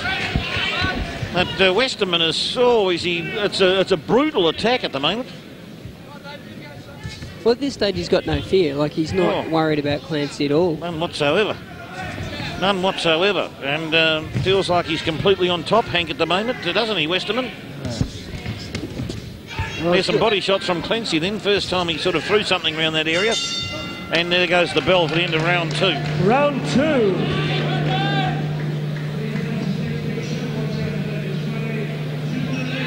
Well, we'd have to say that Westerman's well ahead on points at the moment. Yeah, definitely. 10-9 both rounds. Got a good corner there too. Scotty Buckner in the corner there, I see. He's still a current kickboxer and probably trains with Dale there at Kilsyth. He was due to go to Frankfurt to defend his world kickboxing title. Scotty was going to Frankfurt, Germany, was he? I imagine he's trained to the peak of condition for that, and it fell through, so he's decided to have a couple of these conventional fights. Yes, well, you're talking about Dale Westerman fighting over there. Thank you, Jeka. Well, it doesn't matter whether it's boxing or kickboxing. Second round 3. He's got a bit of class about him, Dale Westerman. There's no doubt about that. And he moves in. He's straight into the middle of the ring, and he's stalking Clencie straight away. He's not going to muck around. If he can see an opening, he's going to launch whatever he can from the left and the right-hand glove straight into him. Well, he's one of a rare breed, isn't he, Westerman? Someone that can be a world kickboxing champion and a top-class conventional boxing champion. Well, tell you what, he switches sports beautifully too, and unlike Solomon, who we saw last year raise the knee a couple of times forgetting which fight he was actually fighting, Westerman doesn't fall into that habit. No, not at all. He does it extremely well. And he's certainly fighting a great fight here tonight at the moment. He's done everything right so far. Looking very sharp indeed, Westerman. As he measures Clencie. Clencie's gasping for air a bit at the moment, just waiting there for the next fusilage of punches from Westerman, see if he can fend those off and start something working for himself. Tried a right hand there coming through and then got into a grabbing thing, but Westerman hasn't, Clencie was unable to hang on to him properly because Westerman did get that right arm moving into the solar plexus in the chest. Yeah, he did. I think that maybe Clencie's come back a couple of months early, like he's and this may be all part of his comeback training, is just to have a couple of fights and get back into the swing of it, because he does seem to be maybe not as fit as certainly not as fit as what Westerman is. Yeah, well, it's a tough introduction back into boxing, having to face up to Diamond Dale Westerman in top form, that's for sure. But no doubt he'll learn from the experience, there's no doubt about that. Oh, it'll be a great learning experience. You get paid for it. You do more rounds in the gym and get nothing for them. Well, that's right. Well, getting out there, you're getting the experience. You're getting you get paid for it. Well, he knows what he's got to reach now to get to that level. He knows where he's got to get to. You know, but it's not all over yet. Anything can happen in boxing, and as we've seen before. But at the moment, Westerman's way on top and finding the fight to be much to his liking at the moment. Oh, well, this is only early days, yeah. Yes, very early days, and the Westerman has placed his mark on this fight. At this stage, Clencie's been unable to exert any presence at this point, and Westerman commanding the fight from the centre of the ring. He's just waiting for the right moment to strike. Hank, he's looking good, Westerman, isn't he? Yeah. Hank. Yes, he's here to do a job, and he's doing it. Yes. Clencie trying to throw punches from keeping away from keeping Westerman at bay by standing back when he threw those punches. They're not going to work because he won't have any power behind him throwing them from back there. No, it's real. I think that Clencie's distance is certainly out, and that's his. Yeah. And that's just because he's a bit ring rusty. Well, he spun Westerman around then, Clencie, but didn't quite know what to do with him when he had him there. Then he was thinking about a crack on the back of the scone, but In around decided it wasn't anything to do. Yeah, thought the better of it. Only thought about it, though.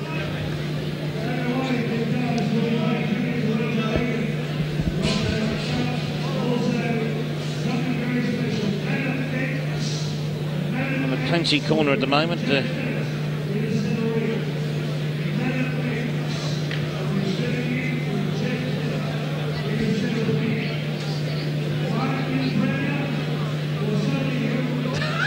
Where is he? Is he here? Out there. It's coming here.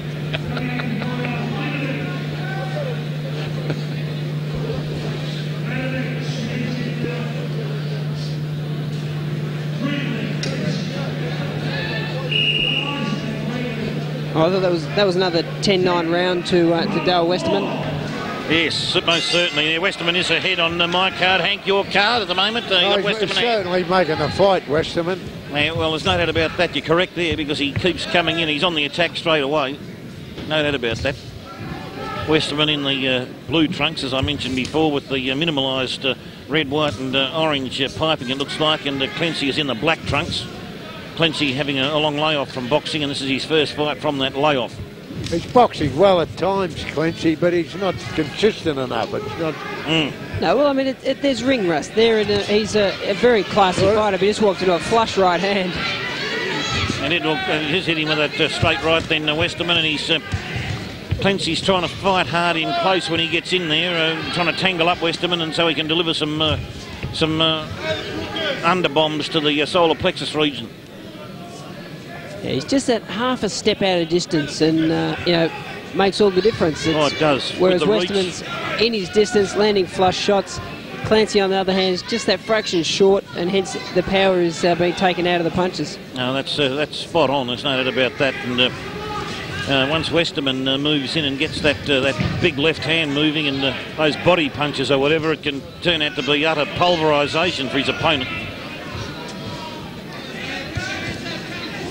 Well, Westerman jumped in with the left hand and a crunching, rapid chopping type right hand that came down on top of Clencie then. I'll give Clencie a bit of credit for being able to stand up to this sort of punishment, because he hasn't really wilted yet, and he's been hit with some big shots. Well, there's no question about his heart. This is a courageous effort. He's got a heart as big as this auditorium, David Clencie, I'd say. He's in front of his home crowd too, so he's doing his best not to let them down there. Certainly not doing that because he's, as we said, he's taking everything Westerman's throwing at him at the moment. He's still trying to do something himself at the same time. Westerman's all concentration. Clencie looks a little bit glassy-eyed and very defensive there at the moment. I think it'd be quite frustrating for Clencie, because I'm sure he can see the shots and he can see the moves, but he's just not able to avoid them. Yeah, he just can't pull the moves off. That extra body weight he's put on is not going to help him from that point of view, because he's got to drag it round. And, that's right. That was a big shot from Westerman, sent to Clencie back. He's on his knees. He's looking glassy-eyed to me. He looks like he's in a lot of trouble. The referee, Ignatius Mesolaides, World Boxing Federation referee's right on the spot. But Clencie looks got another left hand. He's finished and should stop it. He should stop that. He's got to stop it. He's glassy-eyed, and that was certainly had to be stopped when it was, because Clencie was in trouble. Yeah. In fact, I even said probably about 2 minutes ago, at the start of that round, his eyes looked glassy, Hank. Yeah, he said to the referee, you're kidding, but he never looked too good. That's, basically, well, it's bravado, but there's no way that he could have gone on there. But referee Ignatius Mesolaides stopped about 2 minutes, 46 seconds into round 4. Your winner, Damon Dale Westerman.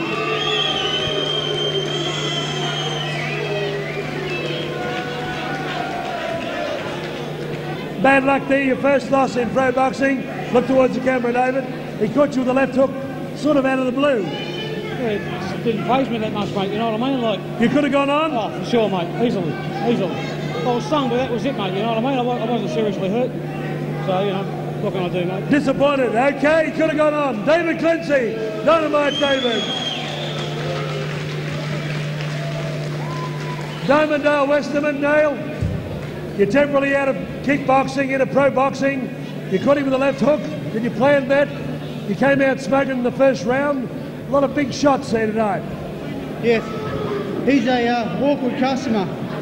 It would have went probably would have been a distance fight if he didn't catch me. But please, just a minute. Don't got this. Yeah, hold it tight, close.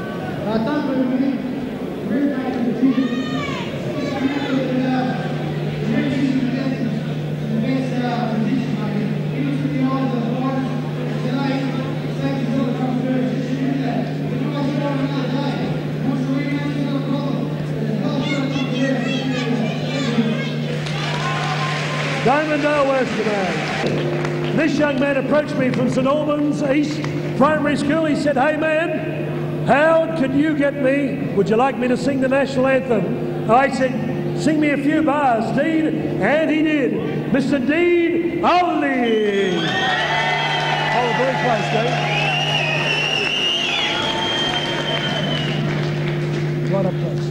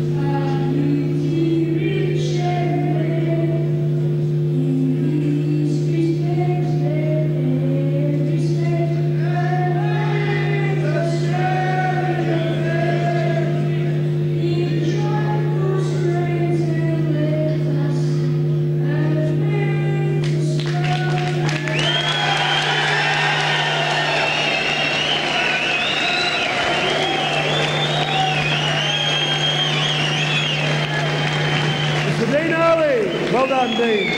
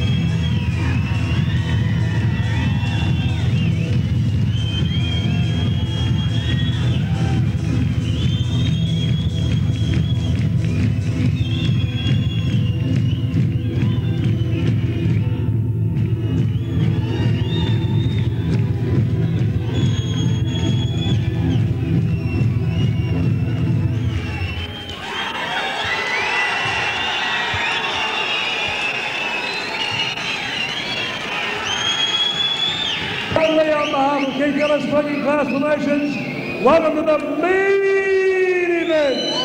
It's showtime on the site where legends are made in the St Albans Indoor Sports Centre. Let's get ready to rumble! 12 rounds of boxing for the vacant Australian Light Middleweight Championship, vacated by Kevin Kelly.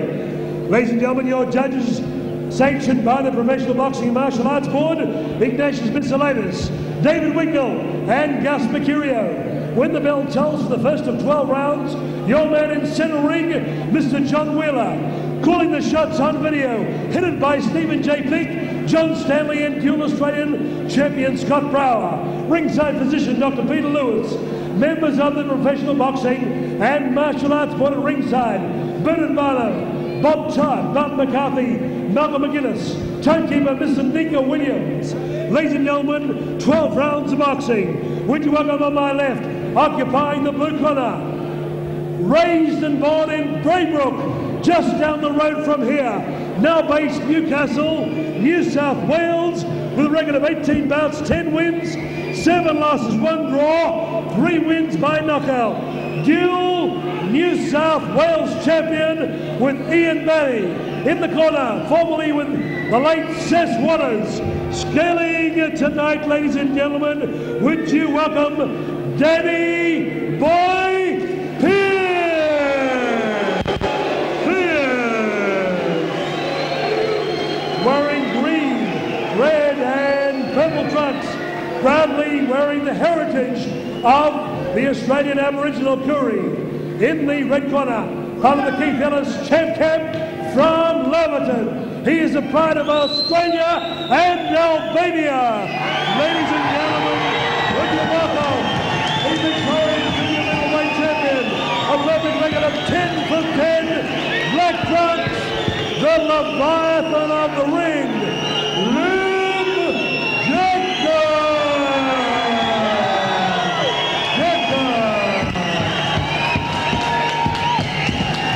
Your referee, John Wheeler.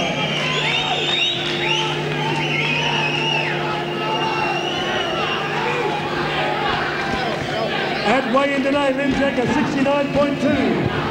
Danny Boy Pierre 66.3. Final instructions from John Wheeler. Look towards the camera, John. Look towards the camera. What a good clean fight. I gave you your rules in the room. You know what I expect from the both of you. Best of luck to you both. Keep your hand out at all times. All right, good luck to you boys. Well,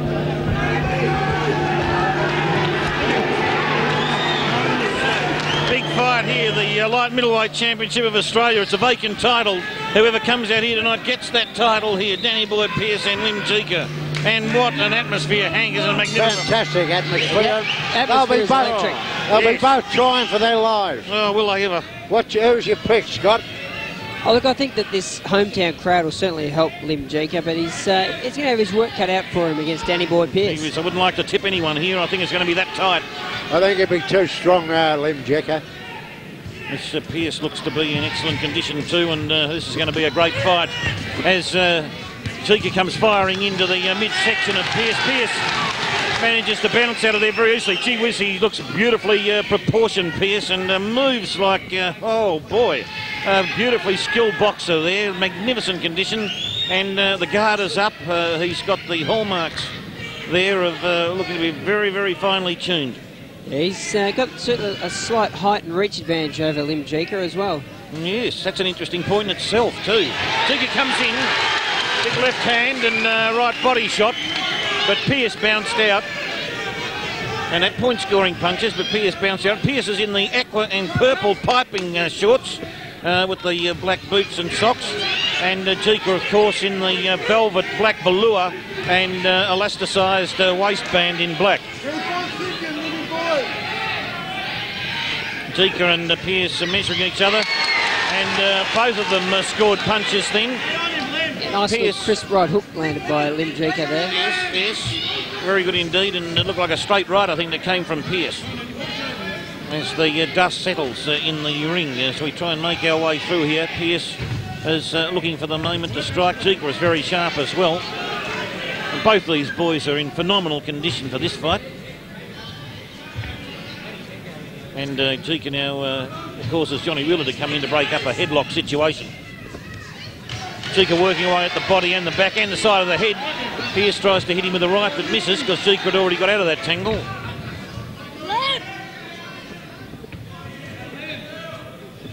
Jeka working from the centre of the ring. Pierce dancing around. Yeah, they're both looking for openings, just looking for how the other one moves, what sort of reactions they have, and it may take them a couple of rounds now just to settle down, get into a rhythm of the fight. Yes, that's a very good point, that. The sorting out procedure going on at the moment. With the southpaw style of Jeka, it makes it very awkward for Pierre. Yes, but he's certainly no slouch. He's a clever, very quick and swift middleweight type fighter. Oh, Jeka hit the rope then too. Pierce comes in hard with a big right hand. Had him in the corner. Oh, what a... oh, boy, we're seeing it all here already in the first round. Tremendous flurry. That was a sensation. Oh. Both boys have landed solid shots in this first round. Solid punches in that entourage of strikes because, by golly, Pierce started that off, and the boys are very professional there. Didn't go on with that and make their way to their corner. What a great first rounds boxing that was. Round. There was no sounding out period. They just boxed straight into it. Actually, yeah, in fact, we all moved very quickly to our pins in and saw there was an even round. And no doubt about that. No opponents. Former Australian junior featherweight champion and Victorian champion. Yeah, they both soon to be seen on the Keith Ellis working class promotions program. One with Gerald Stewart, the dynamic Gerald Stewart ringside, and also John Leckie, the strength advisor for Nick Jeka. John Leckie, Nathan Sting, and Mr. Gerald G. Stewart here at ringside. Well, Scotty, that was a great first round, wasn't it? It had everything in it. It did. The last 45 seconds of that round... it was phenomenal stuff. It was a blitzkrieg. And both these boys are pumped, and gee whiz, they're dancing around. They look very strong and fit. Yeah, they lifted the tempo in the last 45 seconds of the round, and yeah, that's probably a sign of things to come. Yeah, so I've got no doubt this could go down. We've already seen some great fights this year already, but this could be right up there with the best of them. Oh, a solid solar plexus punch from Pierce to Jeka's midriff. That was a very nice straight right hand, and that's one of the key shots to get off against the southpaw, is that straight right, straight up the middle. Into the middle, yes. And that another headlock situation there. They can't do much when they get tied up like that. And the Pierce bouncing around.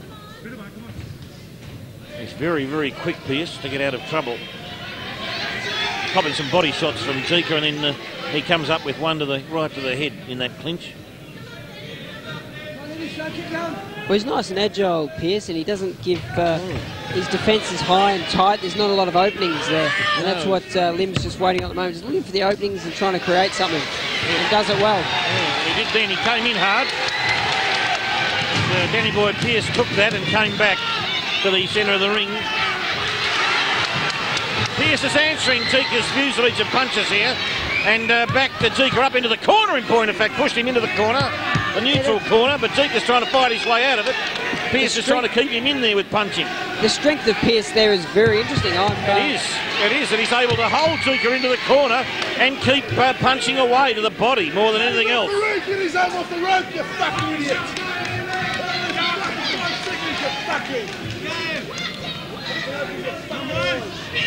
Some of the ringside supporters are becoming agitated, but no doubt you'd expect that because this is a very big fight. Here, the light middleweight championship of Australia.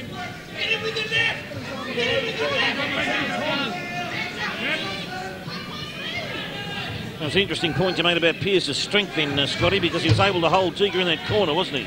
Yeah, and with really, he did that with ease. There was not even, it didn't appear to be any pressure upon him to get pushed out. Yeah. Pierce is certainly prepared to mix it with Jeka, there's no doubt about that. Oh, and Pierce comes back, hit Jeka with a solid right. Jeka comes back with some body punching. Pierce is in the corner. He's pounding away at the moment. And some idiot has just thrown something into the ring.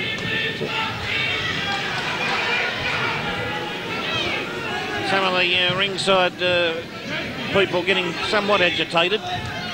Keith Ellis is on his feet. Jeka is on the ropes, and Pierce.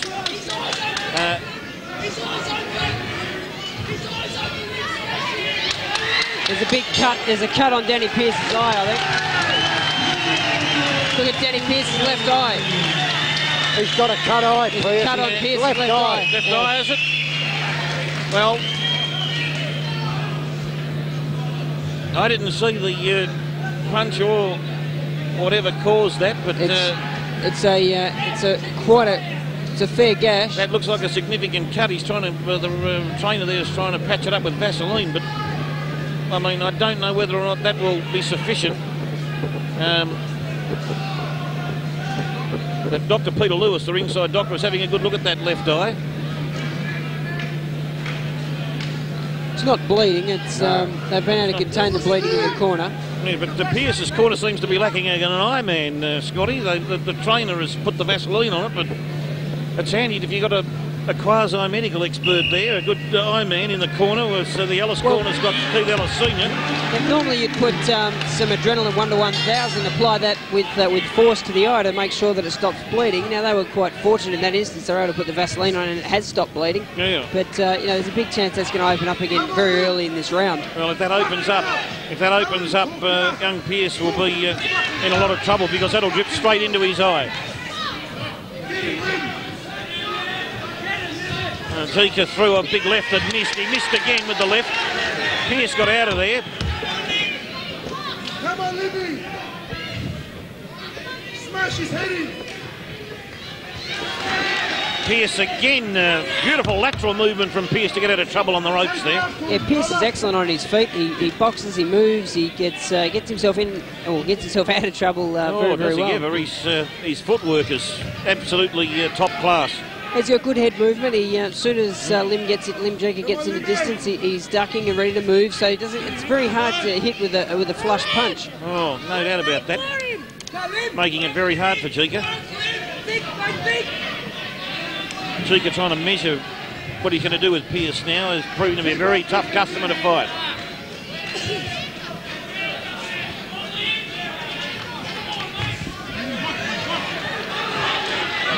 Jeka trying to measure Pierce. Pierce waiting. Well, Jeka's using his strength. He's using his power. He's coming in. He's cutting the ring off, trying to cut the ring off from Pierce. And he throws his punches. If he misses, he's ready to duck and get away from the counter punch, which is was of critical importance. That's very, very important. And now Pierce has come in there. He's got the right arm wrapped around the neck of Jeka. As I spin him around, Pierce is using all of the ring too. He's using the ring beautifully, Pierce. Staying out of trouble. I think that last round took a bit out of both of them. They might be getting their breath, are you? Yeah, that's a good point, that, because they've slowed the pace somewhat in this third round. Reorganising themselves. Pierce is playing a very defensive role here, perhaps allowing himself time to let that eye settle down. Yeah, there's a bit of a head clash in there on the ropes, and Pierce wasn't at all happy with it. Tremendous with the left hand. Yeah. Pierce got a push in the face with the right, no damage done there, and he did hit him. Jeka with the right to the side of the head where that eye is. Pierce is probably trying to protect that eye a bit now too, which is probably the other reason why this round slowed up a little bit. He's done a good job protecting it because it hasn't opened up again this round. Not at all. Jeka hasn't been able to hit it because Pierce has been able to dance away from everything he's thrown at him, which has been phenomenal footwork from Pierce. Yeah, he just unfortunately hasn't done enough work this round, Pierce, as he had done in the previous two rounds. He was doing equal amount of work. Yep. And there goes the end of round three. And Pierce did an excellent job there in being able to protect that cut eye, which it was not reopened. And hopefully we might find that the trainer here will be able to rectify that damage. Okay, well now they're putting the adrenaline 1:1000 on the eye. What's in that, adrenaline or something? Yeah, it's adrenaline 1 to 1,000. 1 to 1,000, and that's that will try and close the cut up, Scotty, will it? Yeah, it's a coagulant basically. So what that does is helps it congeal. They cover the cut with the adrenaline, and then they put Vaseline over the top of that to work as a sealant. Oh. Well, hopefully that'll do the job. Begin to wonder why they weren't able to do that at the end of the last round. They didn't have the medical equipment there.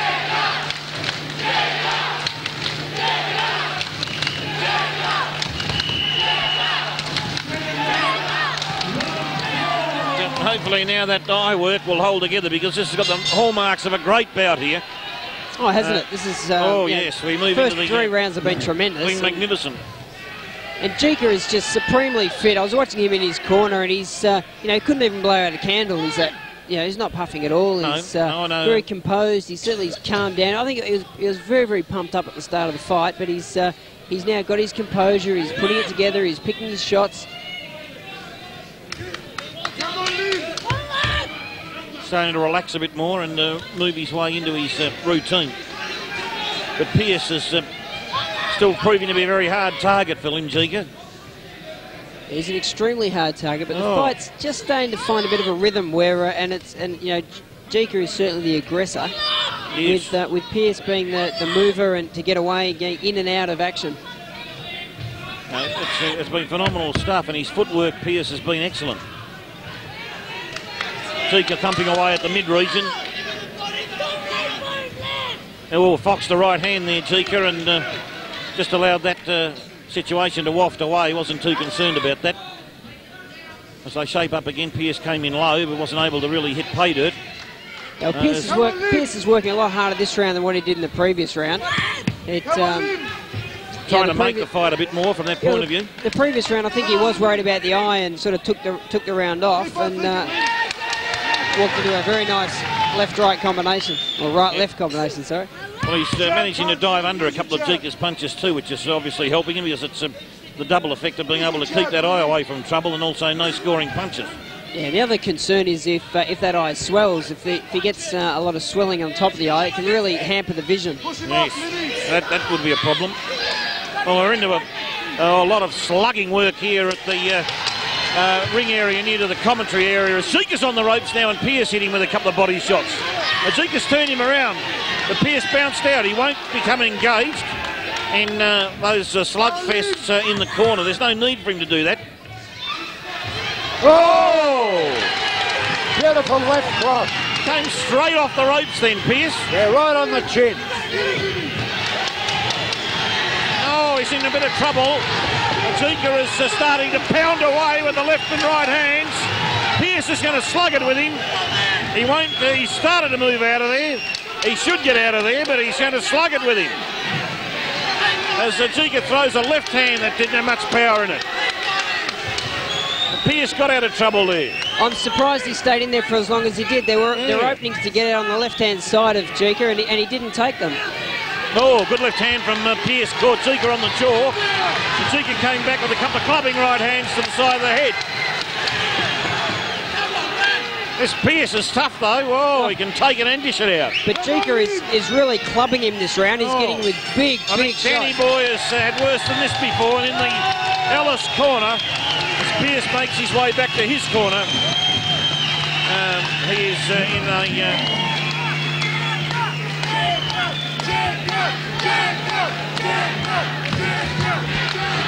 Wow, that was a huge round. That was sensational. Oh, absolutely. This is fantastic stuff, this.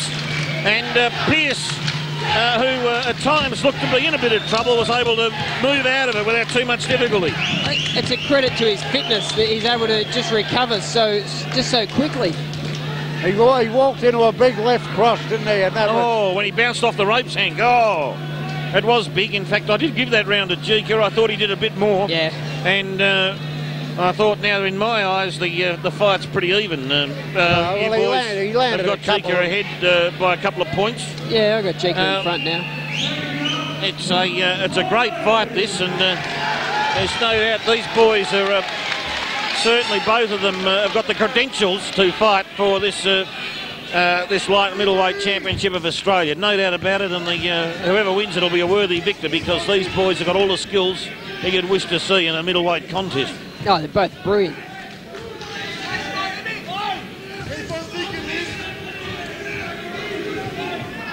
Danny Boy Pierce moves around that ring, you know, like a silky mover. He's like a cat on a hot tin roof, to put it mildly, there, Hank.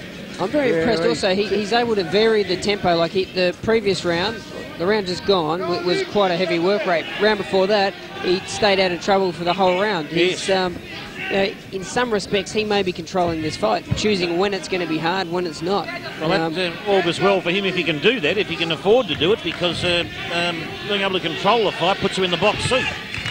Well, it does. I mean, I thought that that Jeka won the last round, and I would tend to think that it was his pressure that forced the additional work rate. But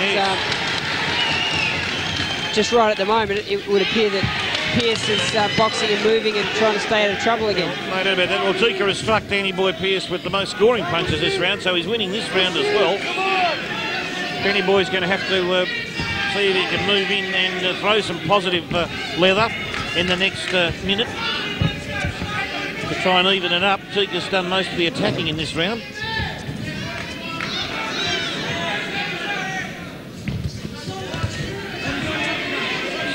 Not much damage was done in that exchange. Jeka moving in, hit him with the right hand. Danny Boy Pierce didn't come back with much there. The left and the right there just grazed Jeka, and wasn't much in it from a scoring point of view. No, but Jeka's just tagging him. He's just getting him as he comes in. Like as Pierce comes in to throw a shot, he's being hit every time. And Jeka's getting to him before Pierce can throw his leather. Yeah, as soon as he goes on the front foot, Pierce, he gets tagged with the right or the left. Well, he hasn't quite worked out that yet, but he's going to have to if he wants to have a chance of winning this. He's got to try and get to Jeka to do the damage before Jeka can get to him.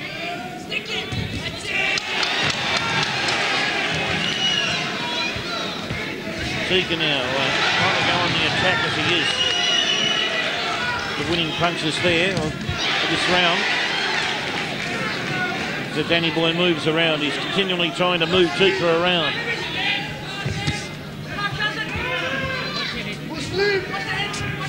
Hands up, Muslim. Danny Boy came in, and that eye has opened up again. There's some blood dripping down the eye. It's a cut in another place. Is it a cut in another place, or is it blood dripping from the original cut, Hank? That's what we're trying to work out.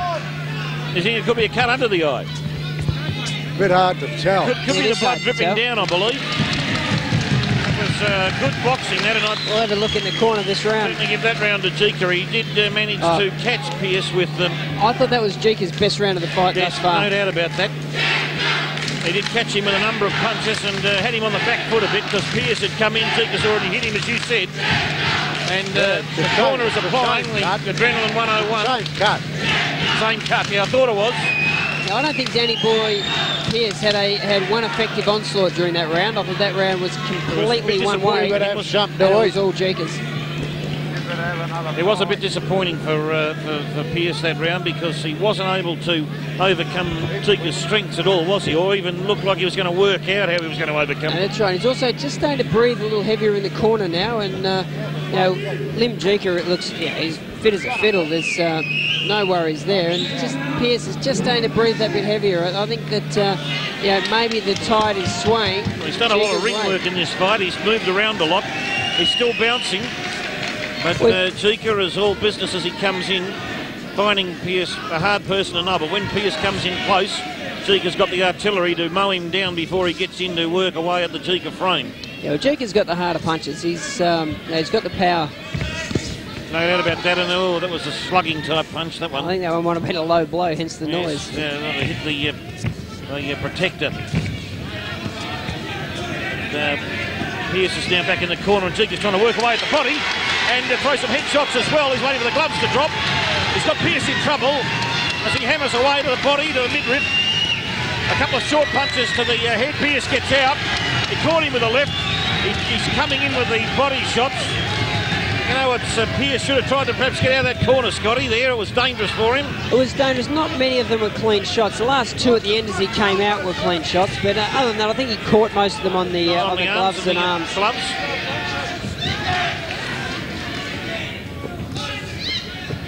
But you're not going to win a fight by standing in the corner getting clubbed. No, well, it doesn't do that boy any good at all, the Pierce, because his best efforts can be seen when he's got plenty of room to move. And there's no room in those corners. It's claustrophobic when Jeka shoves you into a corner and starts pounding away.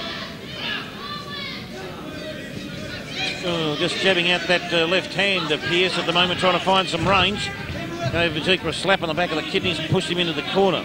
Yeah, Pierce is not working the angles. I mean, he's just coming straight up the middle and getting caught with shots up the middle. He needs to just come in on just slightly from the side. Yes, and caught front on. It's no good for him, and it's not winning him any points. Jeka, well, thumping sort of right to the body, got caught in the gloves. Yeah, what Pierce got to do, he's got to keep his left foot outside Jeka's front foot and work going around away from Jeka's power hand. Yes, well, at the moment they're caught in the Ellis corner, pumping away, the Jeka corner. Jeka's pumping away, I should say, at Pierce. There's some grappling going on there, and Pierce is now holding Jeka into the ropes to perhaps give himself some breathing space. Oh, and Jeka had a slip. There's nothing in that. No, it's just a slip. And Pierce is now they're both trying to exert some authority. Lining up some big shots at the moment. Scotty using the body. He bounces back out. Oh, left hand to the side of Jeka's face caught the mark, and that would have been a point-scoring punch for Pierce. Interesting turnaround the last 30-40 seconds. Sees Pierce exerting some physical presence. Well, yeah, he's just up the tempo that last 30-35 seconds, and I still think that was Jeka's round, though. Very, very close, that round. I'd have to go with that to the degree I liked Pierce's finish to the round. I've got Jeka ahead by a couple of points on my card, and you boys have got him a bit further ahead. So it's somewhere in that range at the moment, between 2 to 4 points. That's a lot of leeway for Pierce to have to make up, isn't it? It is, but it's certainly not impossible. Oh, it's certainly not insurmountable. It's a very, very close fight. It's just that we're halfway through. We've got 6 rounds to go. Just that Jeka's done the extra work.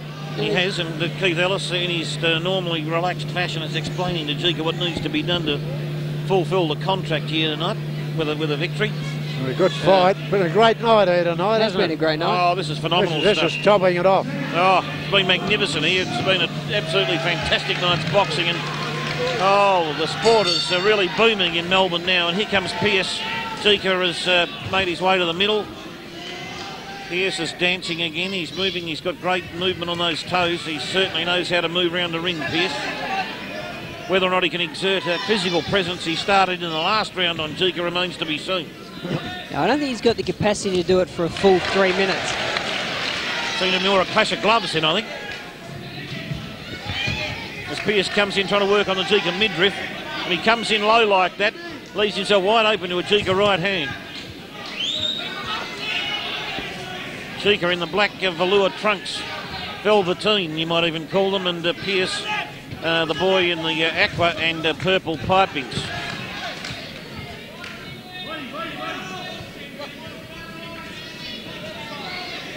Pierce sort of a little bit negative at the moment, waiting for Jeka to make the first move before he counter-punches. Yeah, that was it, exactly. He just wanted, he's looking for the opportunity to counter-punch, and... he got out of trouble in swiftly. That was a Johnny Famechon-style movement, that one. That's what I expected him to do earlier when he was caught in the corner. Yeah, and he didn't do it a couple of times when he got caught in the neutral corner. He wouldn't get out. Yeah, a bit of blood coming from the nose of Lim Jeka now. Yeah, he's... Pierce has been working away well. Keith Ellis is giving instructions to Jeka as they grapple. And Jeka is aware that he's now got a slight blood nose. Bit of claret flowing from Jeka's nose. Oh, that was a weak sort of right hand to the body by Pierce then. I don't know whether or not he tried to pull that punch. I think he was waiting to hit a big left. But Jeka's moved in with a combination to the head region. And Pierce pushes him while he's being punched. Everything happening here. Even the music man's gone mad out the back and turned the music back on. I suppose doing it in the excitement. Nice straight left landed by Jeka then. It's all concentration, Jeka, as he knows that at the moment he's ahead on points. All he's got to do is keep scoring punches. Pierce is not going on the attack here in this round to try and offset some of the earlier rounds where he did suffer loss of points. Yeah, no, what he's really, as you said, playing a negative role. He's counter-punching and... waiting for Jeka to come at him.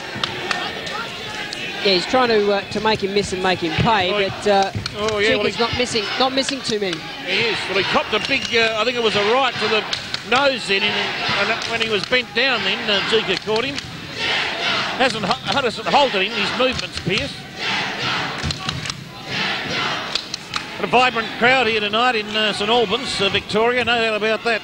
Oh, it's a tremendous crowd, and they're right great into this for boxing. fight. Oh, the atmosphere here is electric at ringside. I think goes the bell for the end of round 7 after both boys suffering some injuries here.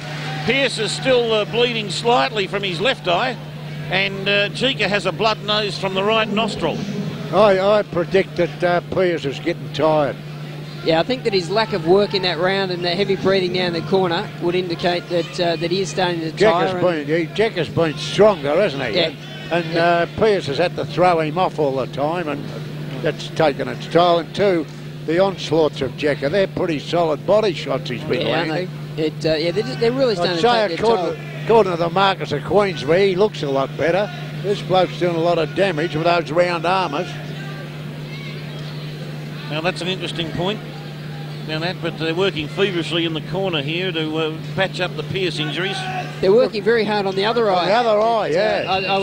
I imagine if there's not a cut there now, there's certainly something opening up. But gets any worse, he'll want a white walking stick and a Labrador.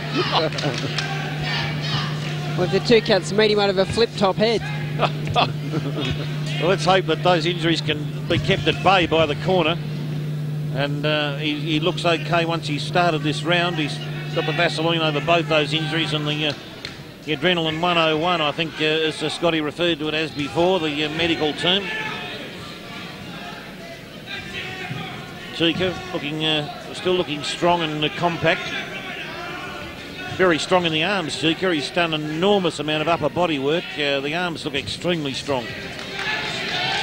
Oh, he's a picture of fitness, Jeka. Oh, yes.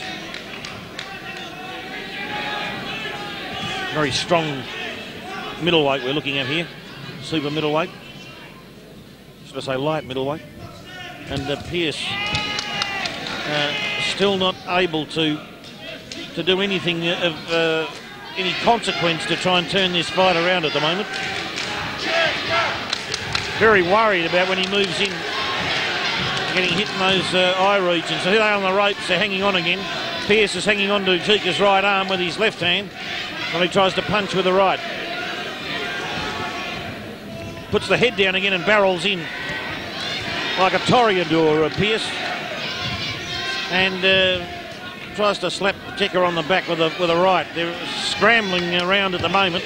Yeah, it gets a bit messy in there. It's when like this, Jeka will get a little bit of distance and start tagging him. Jeka's got him in the corner, in his own corner. Pounding at Pierce at the moment. Oh, big body shot. Pierce is copping that punishment. He doesn't look to be in trouble. Jeka's leaning on him now too, and trying to launch a left or right missile into that midsection, and was unable to do so. Pierce has grabbed him and dragged him back to the middle as Johnny Wheeler starts to work overtime, raising a sweat himself now, I think, and is going to have to push them apart again as they get into another tangle, and Jeka tries to throw Pierce off as Pierce comes at Jeka in the Pierce corner, trying to exert some authority, but he's copping a lot of body punches there from Jeka Pierce. And he's not trying to get out. He seems to be happy to stay in there. Ahead. Didn't want to get out of there, Scotty, did he? No, He seemed to be happy. Oh, that's a good punch. Caught Pierce with a big punch to the head. Neither of them was overly effective in that corner. Oh, not at all. There seemed to be a lot of leather flying around, but not much really hitting home. But Jeka is walking backwards, throwing positive punches.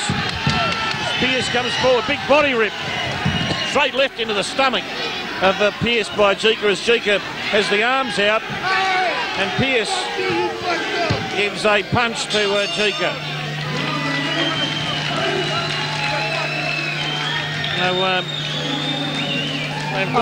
Another great round. A lot of body punches there. I think a few straight below the plimsoll line. I think plenty might have strayed below the line. Actually the same as Scotty there. I thought there was looks pretty weary, Pierce. I think he's starting to struggle a little bit now, but geez, full credit to him. This has been a really hard-fought battle.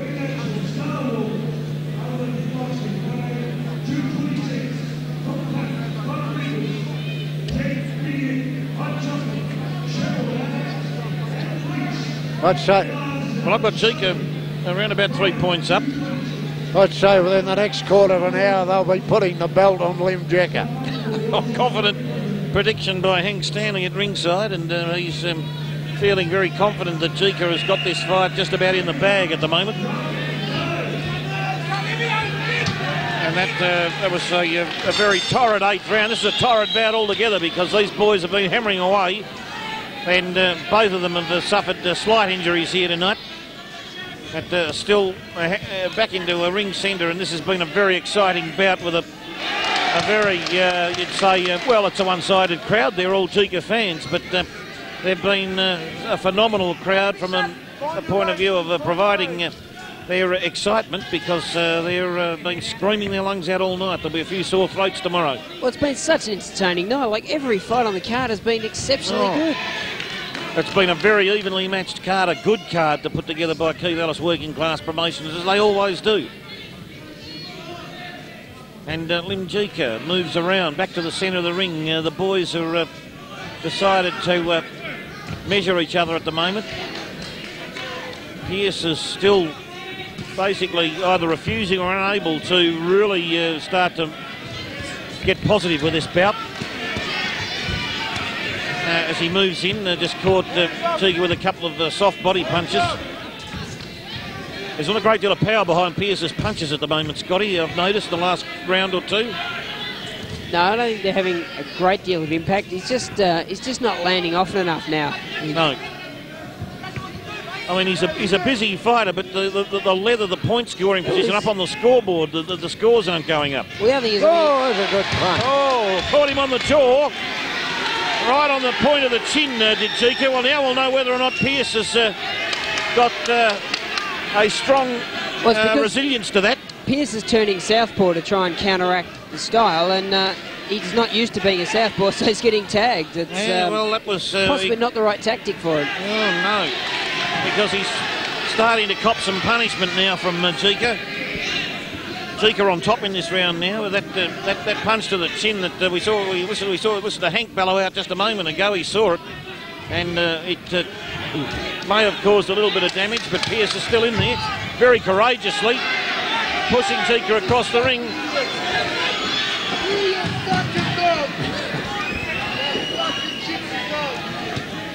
There's a lot of pushing and shoving going on between these two boys now. They're both doing it. I don't see one as more to blame than the other myself. As Pierce tries to hit Jeka with a low punch on the top of the chest. Jeka is cool and composed. Pierce jumps in with a fuselage of punches, but nice right hand from Pierce. But it's 1 to 10 at the moment. He's landing. Well, that's just not good enough. And as we said before, the punches haven't got sufficient power. There's a side left to the side of the face. Hasn't really caused much damage. Pierce is moving in. He's trying to go on the attack, but Jeka did more in that round. And it was Jeka's round, but I think that Pierce fought a far more positive round that time. He was on the offensive. But he's finding when he does get in that offensive position, he can't hit him hard enough, and that's what's caused it. He's not slowing Jeka up from those forward advances. No, it's not. That's proving to be very difficult for Danny Boy Pierce. He's taken on a big task here, and his courage, his resilience. He can take a punch to the chin, Hank. We know that. That's for sure. Yeah. And the eye treatment every round now, we're finding the trainer having to work feverishly on the left eye of Pierce. It's been reopened, and it's going to be very, very difficult now. 3 rounds to go to try and keep punches at bay from that eye cut, because it's not so much swelling up now, but it's reopening. Still open, yeah, but how much courage both these fighters. Oh, well, I tell you what, the courage shown by both of these fellows has been enormous. Absolutely enormous, and both of them got a big future in boxing in Australia. No doubt about that. And who knows where they could go on from here. Pierce has already fought overseas at least once in the Philippines and did reasonably well. And Jeka is on the way up. If he wins an Australian title, of course, well, they'll be looking for a Commonwealth shot.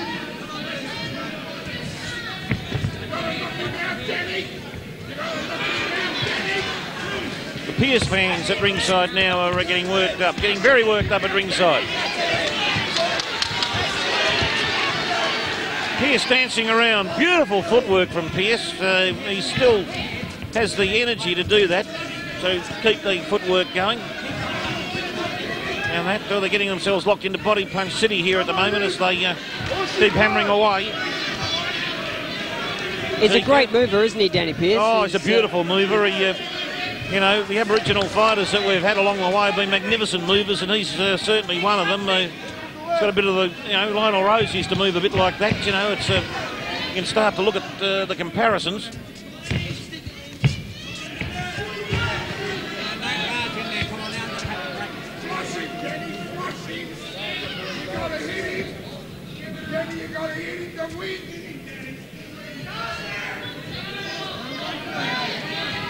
And Danny Pierce supporters yelling at that. He said, "Danny, you've got to hit him to win." Well, I reckon that Danny might have had a fair idea that was the case. That's right. There's always a bit like someone telling a driver how to drive. It's these boys know what they're doing. It's always a lot easier from outside the square ring to call it as well. No doubt about that. And those expert comments coming from Scott Brower at ringside, and if anyone would know, he would. Pierce with the right hand. Jeka tried to come through with the left, but missed. Pierce ducked under that punch and got out of trouble, and Johnny Wheeler split them up. Great round. Like it is a good round's boxing. So impressed. Has tried to take the fight up a bit more to Jeka, trying to hammer away in the corner, trying to get a punishment session going, working away at the midsection. Hit Pierce on the jaw twice, but they weren't hard punches. Hit him again on the jaw. Pierce has got enormous courage, and hang on to Jeka then. Well, why wouldn't he hang on to him? You need to hang on when you're in that position. Of course you would, and you can't blame him for doing that. As Pierce came back with a couple of great headshots there, the best I've seen so far from him. And Jeka was dragged down onto his knee as Pierce tries to hang on.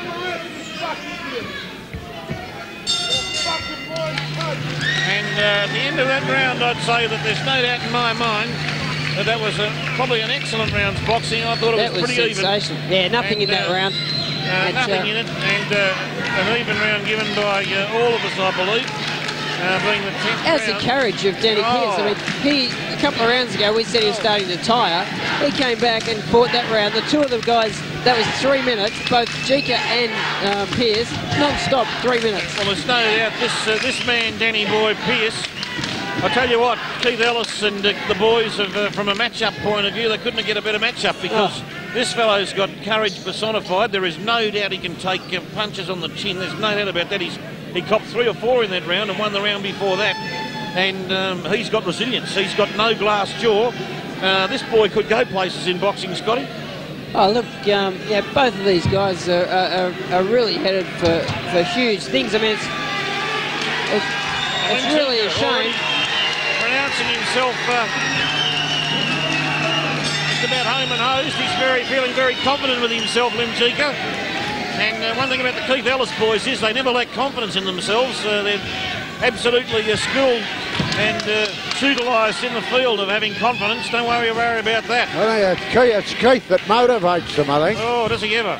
Well, you got to fire them up. I mean, it's a hard. They've done 10 hard rounds, and now you got to keep the motivation going. Yes, no doubt about that. Well, I don't think this will be all that difficult for them here because these two boys are very competitive with each other. And certainly doing a great job here at this light middleweight championship of Australia. What a great fight it's been. Pierce slips, and the referee just touched their gloves and allowed them to come in. And it's like any sport. I mean, your concentration can wane, and you've got to try and keep, from a corner's point of view, they've got to try and keep you focused and make sure that your mind doesn't drift at all, because it's too dangerous if your mind drifts in there. If you get into a fog, it'll be the last fog you could ever be in, because exactly. That A-bomb is not far away. These boys have got the artillery to throw it. It's been fought at a terrific pace right from the word go. Well, they've fought this fight like bantamweights, Hank, and it's been a non-stop action. I think there's only been 2 rounds where they may have slowed the pace.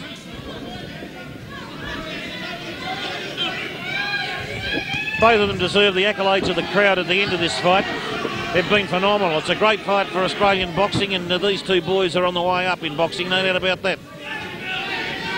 Jeka stalking again in the middle, trying to find, they did find Pierce with a left hand. Pierce, not to be denied, comes back. Nice body shot from Pierce. Yeah, beautiful body shot. And he won't lay down Pierce, he comes in hard. But Jeka turned him around into the corner. Got him on the ropes. Pierce is going to stand there and slug it for some time. He's goading Jeka in, he wants to do something with him, but then moved out. Still moving well there, Danny Boy Pierce. Jeka goes back to ring centre. Jeka swiping left hand, missed, and Pierce managed to catch him with a point-scoring punch. Spun him around. Jeka spun around into the rope area near the ring commentary area. It's a really interesting little tactical war going on in there now, where it's just move, counter move, and what's happening is that Pierce's counter moves aren't coming off, and when they do, Jeka's ready with a supplementary counter, so he's countering his counters. Yep, that's an interesting point. That's a very interesting point. Jeka now showboating somewhat. Just now, he doesn't like the grappling, and they're in close. Jeka trying to punch his way out of it on the ropes. It's Pierce in the corner. He's angry, Jeka, and Bella's gone. Bella's gone in the 11th round. This is a great fight, this. Oh, it's a phenomenal fight. Jeka doing push-ups. I've never seen that happen in the history of boxing. A fighter, after 11 hard rounds, to do half a dozen push-ups in his corner when he's more entitled to sit down and have a rest. I mean, he is so fit, but the unfortunate thing there was that Pierce wasn't watching. The whole reason for doing it was to get a psychological edge, and Pierce just sat down and looked at his trainer. Pierce was too busy having his trainer use and put the medical products onto the eye region. That eye has proved to be all right. It's stayed together, and Pierce's trainer is talking to him non-stop, trying to rev him up, but they wanted to rev him up too much, but trying to give him the right instruction for this last round. This will be a good round. Oh, this will be phenomenal. Just soaked up the atmosphere, just took it all in. He's gaining strength from this. Oh, this will be phenomenal stuff. It's like coming for the last round here. It's going to be awesome. I don't know about that. As Jeka comes firing away, Pierce is there for him. Jeka through a left, another left, and not much damage done at all there. Pierce is waiting. Pierce still moving beautifully on those legs. He's a great mover, this boy. He moves a bit like a panther, doesn't he? He's there, he's pouncing, he's just sensational. Oh, a right hand from Pierce found its mark. A slapping type punch with no power, though. If you threw Pierce off your roof, he'd land on his feet, wouldn't he? Like a cat. He would. He's phenomenal lateral movement, Pierce, and as we can see, can spin out of trouble or whatever. He just needs to hit harder. He's got to get in closer and he's got to take it up. But when he does, Jeka's waiting for him with some big, big punches.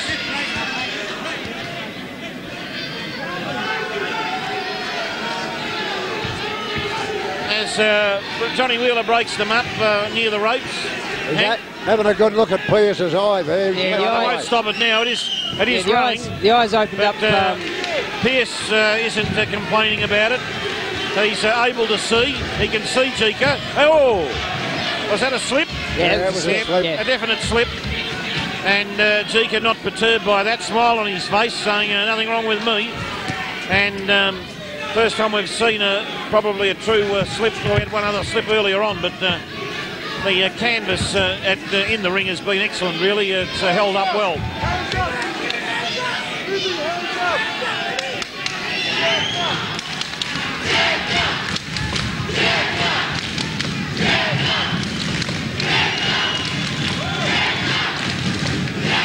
Jeka moving around now as Pierce comes in. Puts the arm around him as he hits Jeka. The left arm went around the head. Jeka pounding away at the body. He's got Pierce in the corner.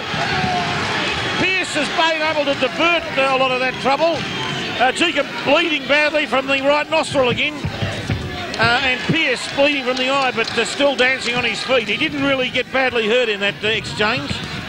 And got a slap on the scone for his trouble. Pierce bends down low. Sensational pace. Jeka stalking him now. Pierce is hanging on. Jeka punches into the reach and they're hitting the arm. He hit him with the right to the head.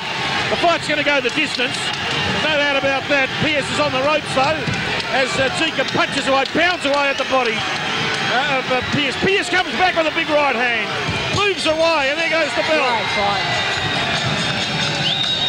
What a phenomenal fight. What a great fight.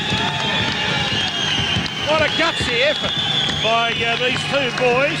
Tremendous fight. Jeka is most likely, and I don't think there's any doubt he's won. And he's got the Albanian flag. He sees himself, he's crowned himself the Australian light middleweight champion. His supporters are already celebrating. And Pierce is in the corner. The referee, Johnny Wheeler, is so appreciative of Pierce's efforts. He's gave him a pat on the back and said, well done. Now what a gutsy effort as Dr. Peter Lewis moves over to have a look at Danny Boyd Pierce's eye to see if there's any big damage done there. We've, Hank Stanley and myself, both scored 119, 112. Same, 119, 112. I've got 119, 114 on my cards. In the circumstances, I've got Jeka winning by 5 points. We're looking at really the margin more than anything else. He's won. But what a phenomenal effort. Roger Hagan, the champion former boxer and trainer, is in the ring. The Roger Hagan Cup, the Australian Light Middleweight Championship, named after Roger Hagan. The fight was a long way from being one-sided. I think that the scorecards may be unanimous, but it was a very, very competitive fight. Oh, magnificent. Fought at a crackerjack pace. Yes. Absolutely superb. There's absolute chaos here at the St Albans Indoor Gymnasium, Hank. It'll be worse if they give it a brilliant. Crowd going berserk. And Jeka being ungloved at the moment, even Keith Ellis Sr. is clapping at ringside.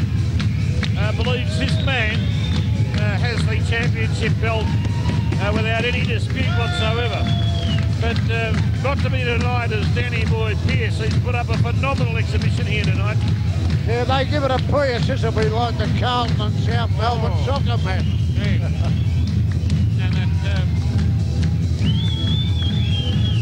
Listen, you better sit down because you might get hurt. As Lim Jeka has everyone brought into ring centre. And as we wait for the official word from the Lord of the Ring, Howard Lee is getting ready for the judge's decision. The supporters are in the ring. The security men are trying to keep the Jeka supporters at bay. They all want to be in there with him.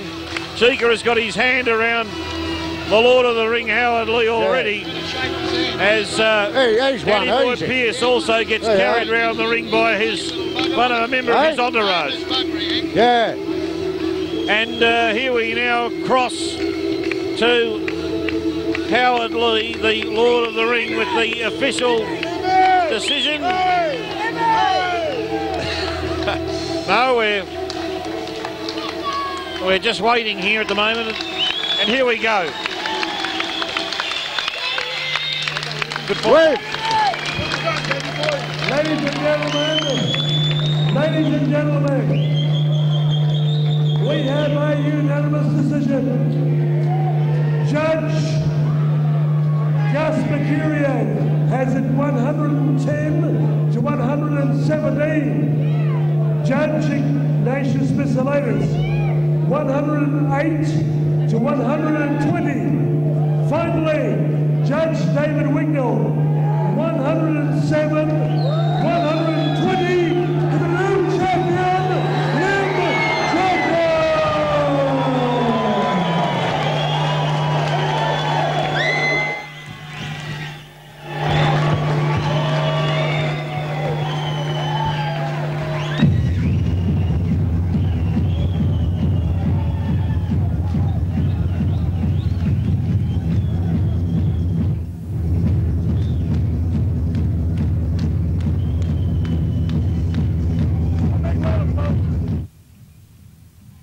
Scotty Brower. I thought that Jeka won it quite clearly. It was just that it was so competitive and so hard fought that it's a shame there had to be such disparity in the scores. But that was really the way it was. Some very big decisions. Ignatius Miscellaneous and David Wignall. A big gap in the voting there, 12 and 13 points respectively. Yeah, I mean, 12 points, I can see that though. I mean, that's saying that you know, he might have just won every round. Yes. Well, he was the stronger fighter, and he made the fight. He was most of the time coming forward.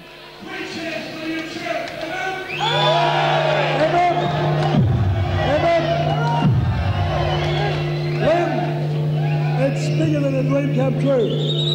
Howard, I've never expected anything like this before in my life. I mean, as everyone knows, I started out with not too much hope in myself. And then one day, I found Roger Hagan. And 10 years of his life he put into me.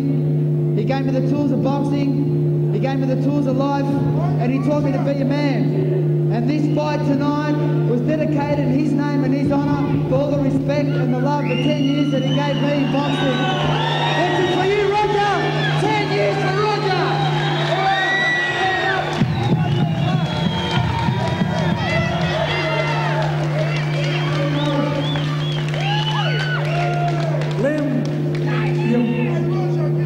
You fought a very sensible fight. Paced yourself, punched hard, very aggressive, and mentally you were very strong. Well, you know, I knew it was an Australian title. I mean, I didn't want to get ahead of myself. I wanted to keep it cool, keep calm. I had my brother, I had John Leckie, very focused, very organised. I had Keith. I mean, the team that I had, you couldn't ask for any more than you couldn't ask for a better team. I mean, I wouldn't have done it without him. And we now meet Pierre. This is the start of something big. And I want all you people to follow me all the way through. I'm going to take you there. I'm going to take you as far as I can go. Albania. He's a part of Albania, Keith, another Australian champ. Thank very hard, very much.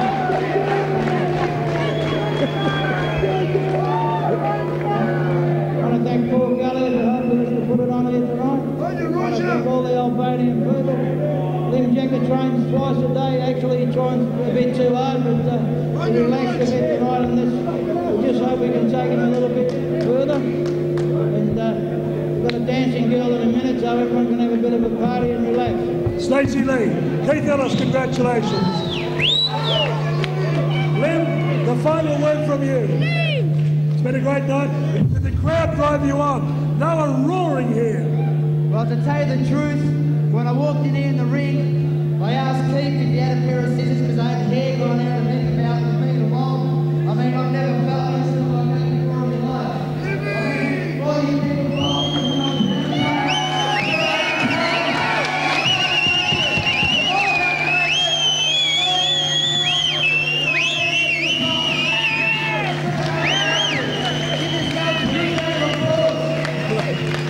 Jeka, national champion.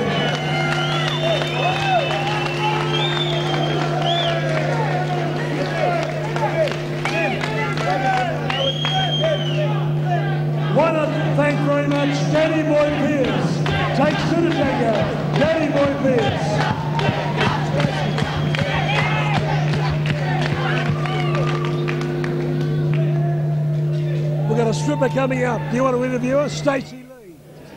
Don't go away. Miss Stacey Lee is coming in the centre ring. Miss Stacey Lee.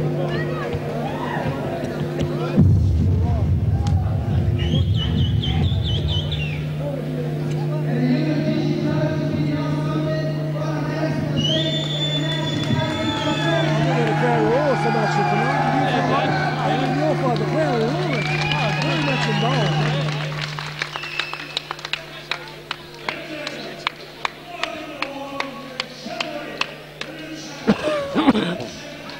Australian champ, Mick O'Malley, Adrian Berlin, Keith, you'll be back in action with the next big show. Hopefully the end of June, and we'll come back in August for all the Albanian people. We'll get him another fight.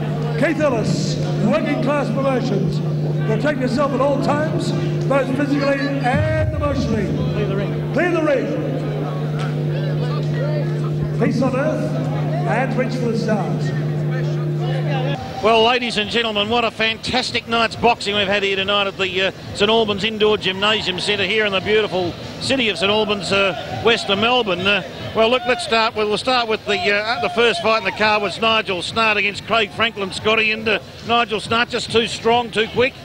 He was. He used his speed and agility to his advantage, and Craig Franklin, it was his pro debut tonight. It was a tough way to debut, but he showed a lot of potential, and both these guys have got a big future. No doubt about that. And then we move on to the Pierre Karam, the light heavyweight tussle between Pierre Karam and James William Wallace, or whatever. This was a great fight that had everything in it. Wallace never gave up. Karam was in there fighting away, and he's come over from the USA. Hank, Karam, can he go on from there?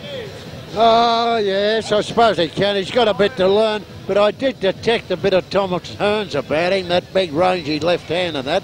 But Jamie Wallace, he lost no friends. He can come back here. How did you see that one, Scotty, with Karam? He's got a future? Oh, for sure. Karam's exciting. He's good to watch. He's he's just got to maybe work a little bit on his fitness and put the rounds together from start to finish. And Wallace, he's been a bit unlucky with his career, hasn't he? He's fought some big guys and along the way, top-notch reputations, and just misses out at the finish a bit, doesn't he?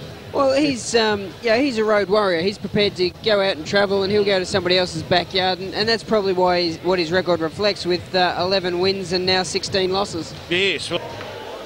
Right, and this magnificent bout between Diamond Dale Westerman, gentlemen, and David Clencie from Braybrook, a local boy. A 4-round TKO to Diamond Dale. He was all over Clencie, wasn't he, Scotty? Yeah, he was.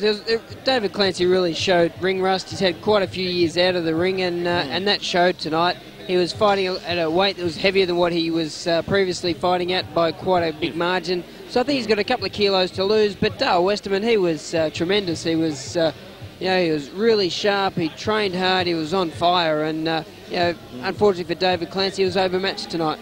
Yeah, Clencie he may have to drop a division or something, Hank, to get himself back into the picture in boxing. He's fighting a lot heavier now, Scott, than he was fighting previously, but he was a bit disappointed with the stoppage, but I don't think he was going to win the fight. And Diamond Dale, he just goes on to bigger and better things. Well, the next bout, which was a superb bout between Benny Horra and Heath Stenton for the Victorian middleweight title, was stopped early. Rocky Horror, of course, was able to get that decision because young Heath Stenton got a bad cut to the eye. It was a shocking cut, wasn't it, Scotty? Yeah, I think the cut was right on a blood vessel, and it just bled profusely, and they had no choice but to stop the fight.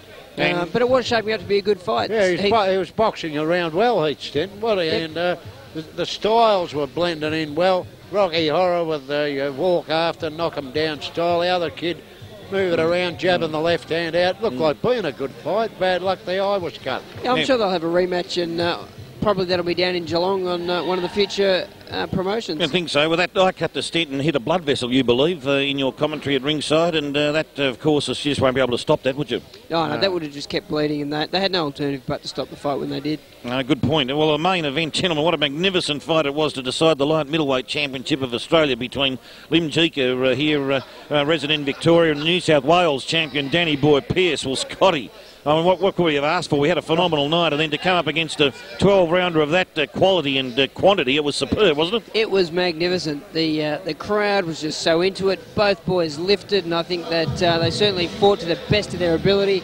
It was just tremendous, and although the scorecards showed quite a bit of disparity, really the fight was a lot closer than what the scorecard showed, but Jeka clearly won the fight, and he did win almost every round, but there was just nothing in it. He just edged him out each round. Well, he's obviously going places, and Danny Boy Pierce just lacked a bit of punching power, Hank, I think, in the run, and wasn't quite on the attack as he should have been. Oh, well, I thought all through the fight Jeka was stronger, and it was probably the asset that got him the decision. I thought that the point scores 120 to 108 wasn't indicative really of the fight itself, was it? No, I agree. On its eyes, Jeka's next step, a Commonwealth title shot, Scotty, do you think down the track?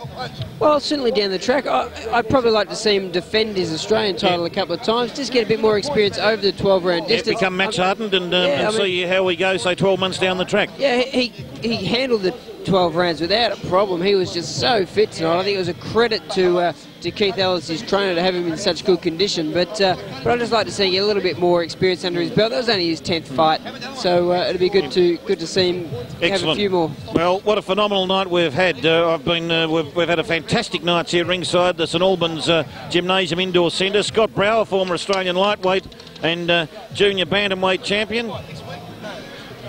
We've been well represented here at ringside tonight. I've had Scotty Brower next to me, the former Australian lightweight and junior middle bantamweight champion and super bantamweight champion. I'll get it right sooner or later. And Hank Stanley from the Victorian Training Association with incisive comments at ringside. And yours truly, Stephen J. Peake, wishing you all well. Good luck to Keith Ellis, Working Class Promotions, and we'll see you at the next one, probably down at Geelong. But if you want a copy of the video, Action Sport video, they'll have it for you. Goodbye, ladies and gentlemen. Yeah, good night.